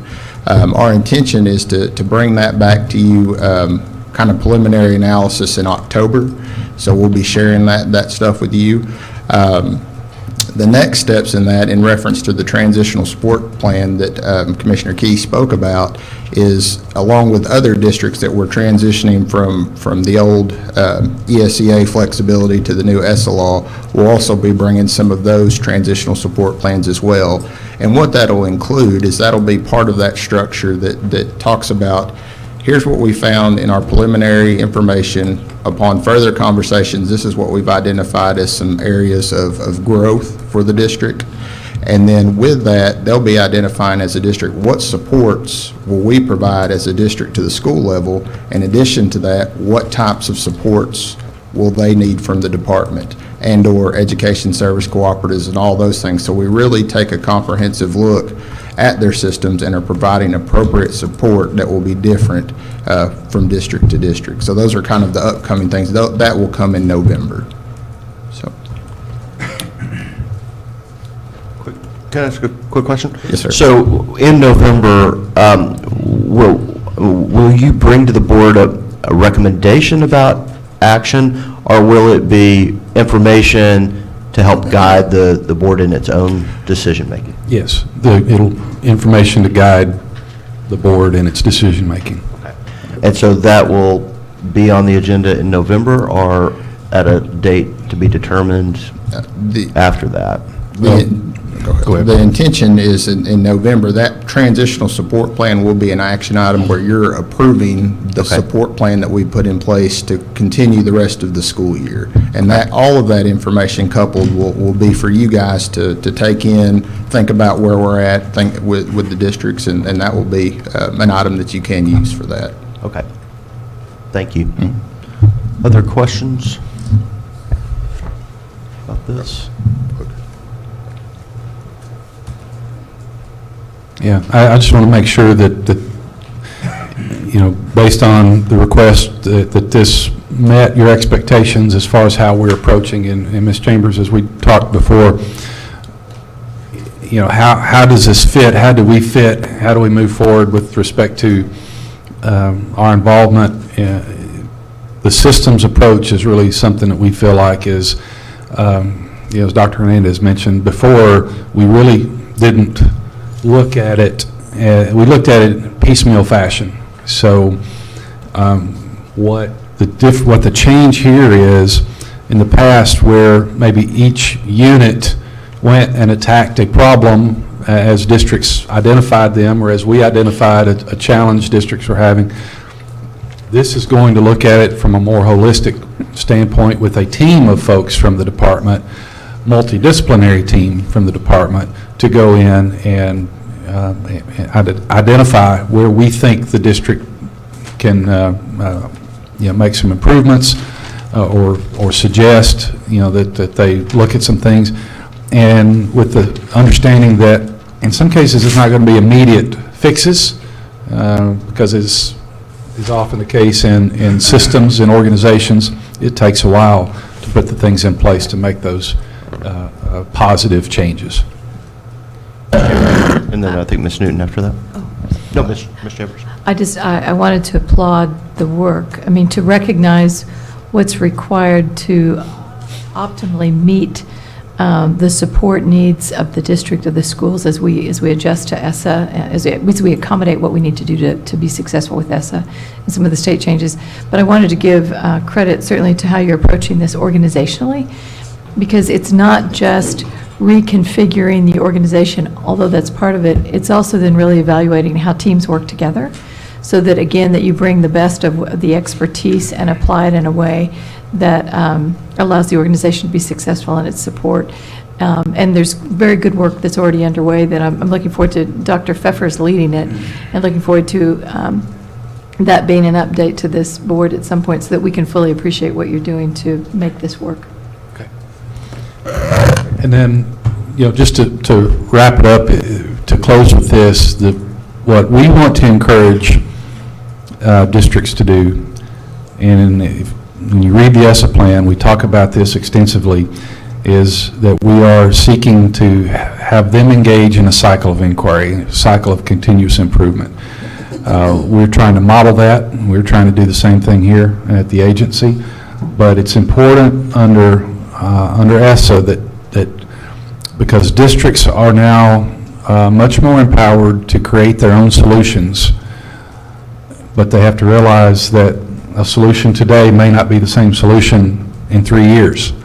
They may have different challenges or different angles that need to be addressed. So, we think this process and having this type of report for those districts that are identified with the greatest need of support will give us a very strong foundation for establishing that cycle of inquiry and helping everyone get better.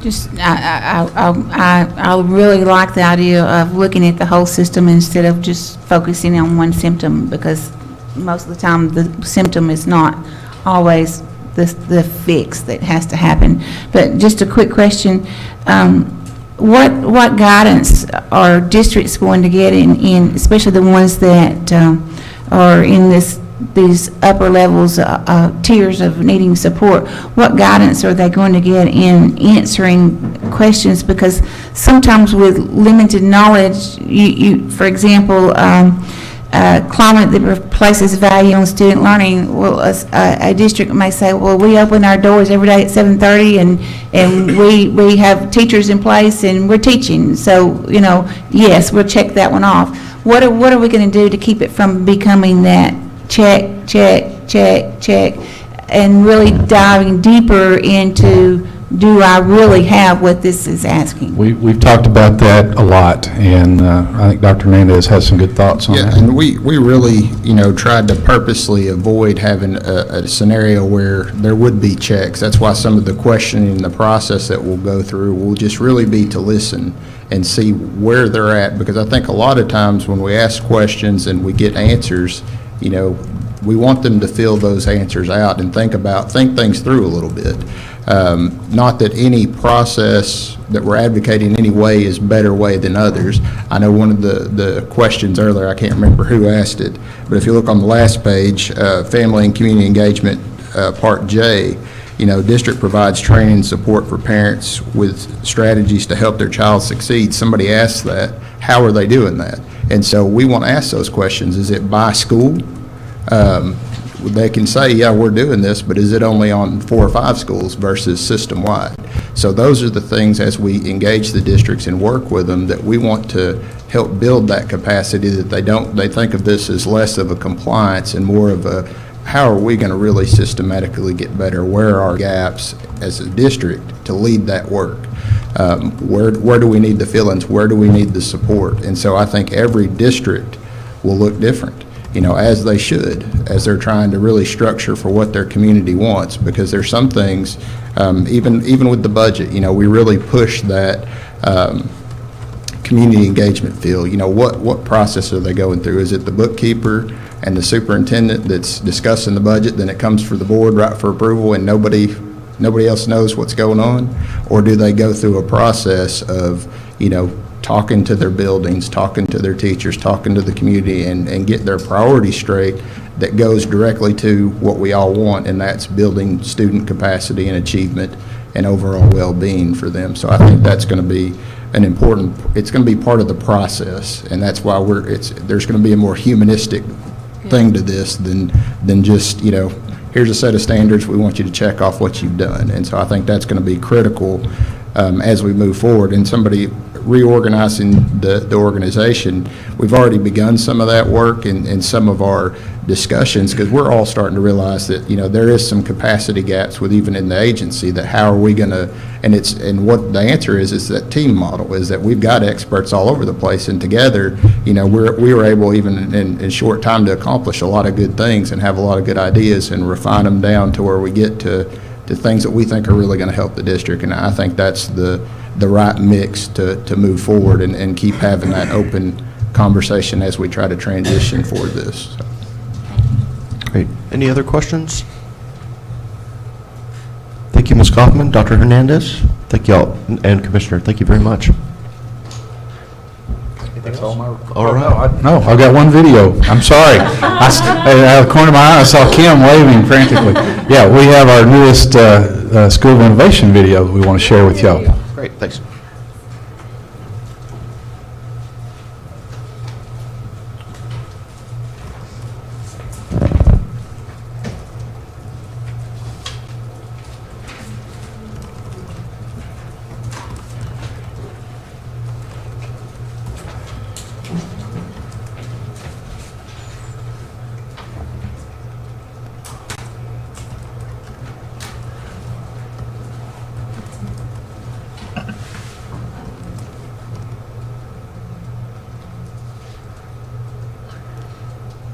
like Beethoven and explore. Imagine an elementary school where each week students study artists like Monet, composers like Beethoven, and explore new places around the world like Florence, Italy. Imagine an elementary school where each week students study artists like Monet, composers like Beethoven, and explore new places around the world like Florence, Italy. Tucked away in a small farming community in northeast Arkansas is such a place. A rural K-6 school, Wiener Elementary School leaders and educators want their students to feel a part of the world and not apart from it.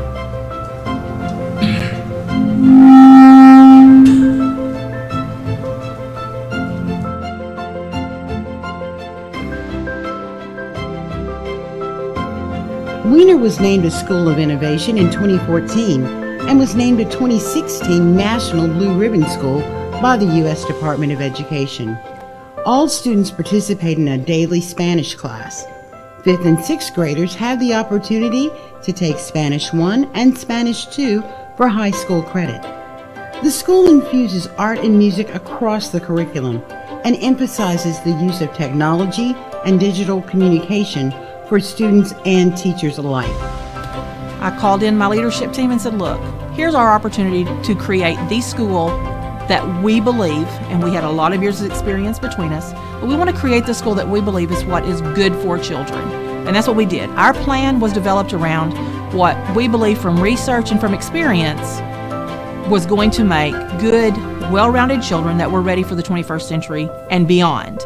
All people on campus gather together every morning, and I get to lead that. So the kids get to see me immediately as an educator, not just the principal that does that job, but they see me as someone who is knowledgeable and wants them to learn things. And then we have short, attention-getting pieces of information about our artist of the week, our musician of the week, our place of the week. And so it moves pretty quickly. And kids truly get involved in it. They learn from it. Kids, when I was a teacher, I called that tidbits of information, little snippets of information. Kids embrace those, and they remember them. And then that sets the stage for the teaching that goes on for the rest of the day as the teachers build what we call our culture piece into their curriculum. 5th and 6th grade have MacBooks, and 3rd and 4th have Chromebooks, and the rest down, the undergrades, have iPads. And it's very fun because we get to do projects on Google Classroom. As part of our School of Innovation, one of our big things we're trying to do is we want our kids to learn that they are not apart from the world, but they can be a part of it. So with that in mind, I serve a role to help make connections. And technology is one really good way to make connections. And we have really been using Skype, and there's so much that you can do with Skype. We've connected with students in other classrooms. We talked to some kids in Long Island, New York, and for some reason they thought we had an accent, And we also, we even Skyped with a class in Hungary, which that brought up some things that we needed to figure out about time differences. Earlier this year, the students performed the play Brundabar. That was a play that had been performed in Terezin concentration camp by children there over 40 times. It was a play that had been written in Prague, and it was a play of joy. It was about a little boy who he and his sister are trying to get milk for their mother because she's sick. This play was used in Terezin as a way to lighten the children's day up because things were so desperate there. And it succeeded in doing that. The Nazis when they looked at the play, they saw an opportunity to perhaps fool the world. And so they had the children to perform Brundabar when the International Red Cross came in wishing to see a camp. But the history of that place, and particularly that it involves children, was something that we felt like could be used to help kids think about how they treat others. Because as a School of Innovation, we're concerned about more than just doing bookwork or doing academics or the test. We're concerned and are very focused on growing children into good adults who care about others and care about the world. The focus of that was for kids to think about that it matters how you treat those that you may think are different than you are. And it was also important for them to understand that wherever there is injustice, sometimes we think, well, you're either one of the people that's inflicting injustice on someone or you're the victim.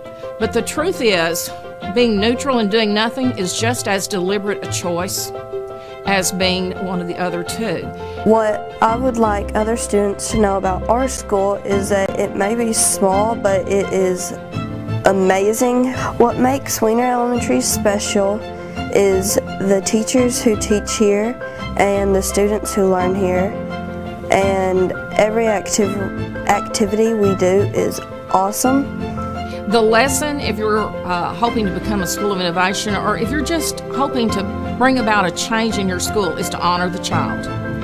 We don't teach curriculum, we don't teach tests, we don't teach children. We teach a child. Each child is different. And I think when we're planning whatever we do or however we go about it, it needs to be in a way that honors who children are.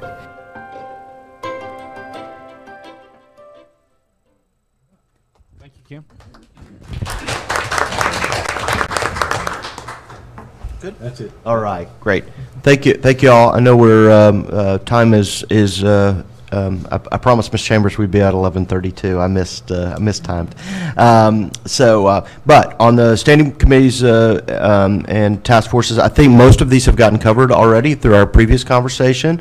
Obviously, family engagement in learning. Student discipline, we got a good report there. On Forward, quick update there. They're really focused right now on staffing up in their community work, including incorporating a Clinton School team into their work with middle schools in Little Rock. And so I'll provide more information next time, but it's really, they've been focused on staffing there. We got an ESSA report, obviously, on the submission. Ms. Newton, anything else? On the website, if you haven't read the whole plan and are intimidated by the size of it, there is an executive summary on the website that you might could read and make it a little easier to understand. Great. Thank you so much for that. Ms. Hollis, I think we can now take the stakeholder group off the list for next time, off the main sheet. So I think we're now moving that into a different stage. Public school accountability, I think we just got a good report on Act 930, and I know you all met yesterday. We good on that? Yeah, I think that the thing that's so impressive, and I've asked Ms. Kaufman to share with you so you'll have like a sheet, it's a multi-system. You know, it's all the different parts that work together. And for example, you all are familiar with Dr. Weil, who was in that department in one capacity. Now he's going to be working in a different capacity with the special ed, but still in that family. And as you would expect, Ms. Kaufman is very capable and is working on the transition and the making it in bite-sized pieces. And as you saw from her presentation, she is a teacher at heart. She got you in with a good set and gave you an analogy so you can picture that in her head. And I had the opportunity. She took me around the entire office complex and introduced me to each and every one of the people who work there, which not only was helpful to me, but if you can imagine knowing that someone who's only been in your head of your department for a very short time knows exactly who you are, what your job is, can call you by name, another sign of a good teacher and a good administrator. And so we can feel comfortable that things are in good hands there. Great. And thank you for your help there, Ms. Zook. Ms. Chambers, anything on human resources this meeting? Right, great. And then on the NASB front, I know the the national meetings coming up? Ms. Yeah, Wright? definitely, and just a reminder to all that do want to join, they are recommending to get reservations in by that first week in October, just to make sure that you get hotel rooms. These do traditionally tend to sell out, especially in their hotel blocks. So if anyone is interested in going, this will be prior to our next meeting, so I did want to say anyone that's able to commit by that first week in October will have a better chance of making sure you get into the hotel rooms. Great, awesome. And then we had a conversation, of course, about special ed in Little Rock. Anything else on special ed this month? Nothing more. I think I've overloaded y'all with special ed this month. No, you did your job. All right, super. Thanks for a good hard day and a half of work by everyone. Human resources. We did that, yeah. And we will return to a different place in October, excuse me, ADEQ, which is on the other side of the river. Right. I think if we could get the exact address, then we can all GPS that. Yeah, Right, yeah, we'll right. get that all to Ms. you. Hollis will get that out to us, but just for everybody to adjust in that way, and hopefully this place will look very different when we return to it. Thank you all very much. With that, I'll accept a motion to adjourn. All right, moved by Ms. Dean, second by Mr. Black. All those in favor say aye. Aye. Opposed? And the Family Engagement Task Force will be meeting in here? In this space 1 o'clock. at 1 o'clock. And so thank you all very much. Ms. Hollis? So for those who are stamped,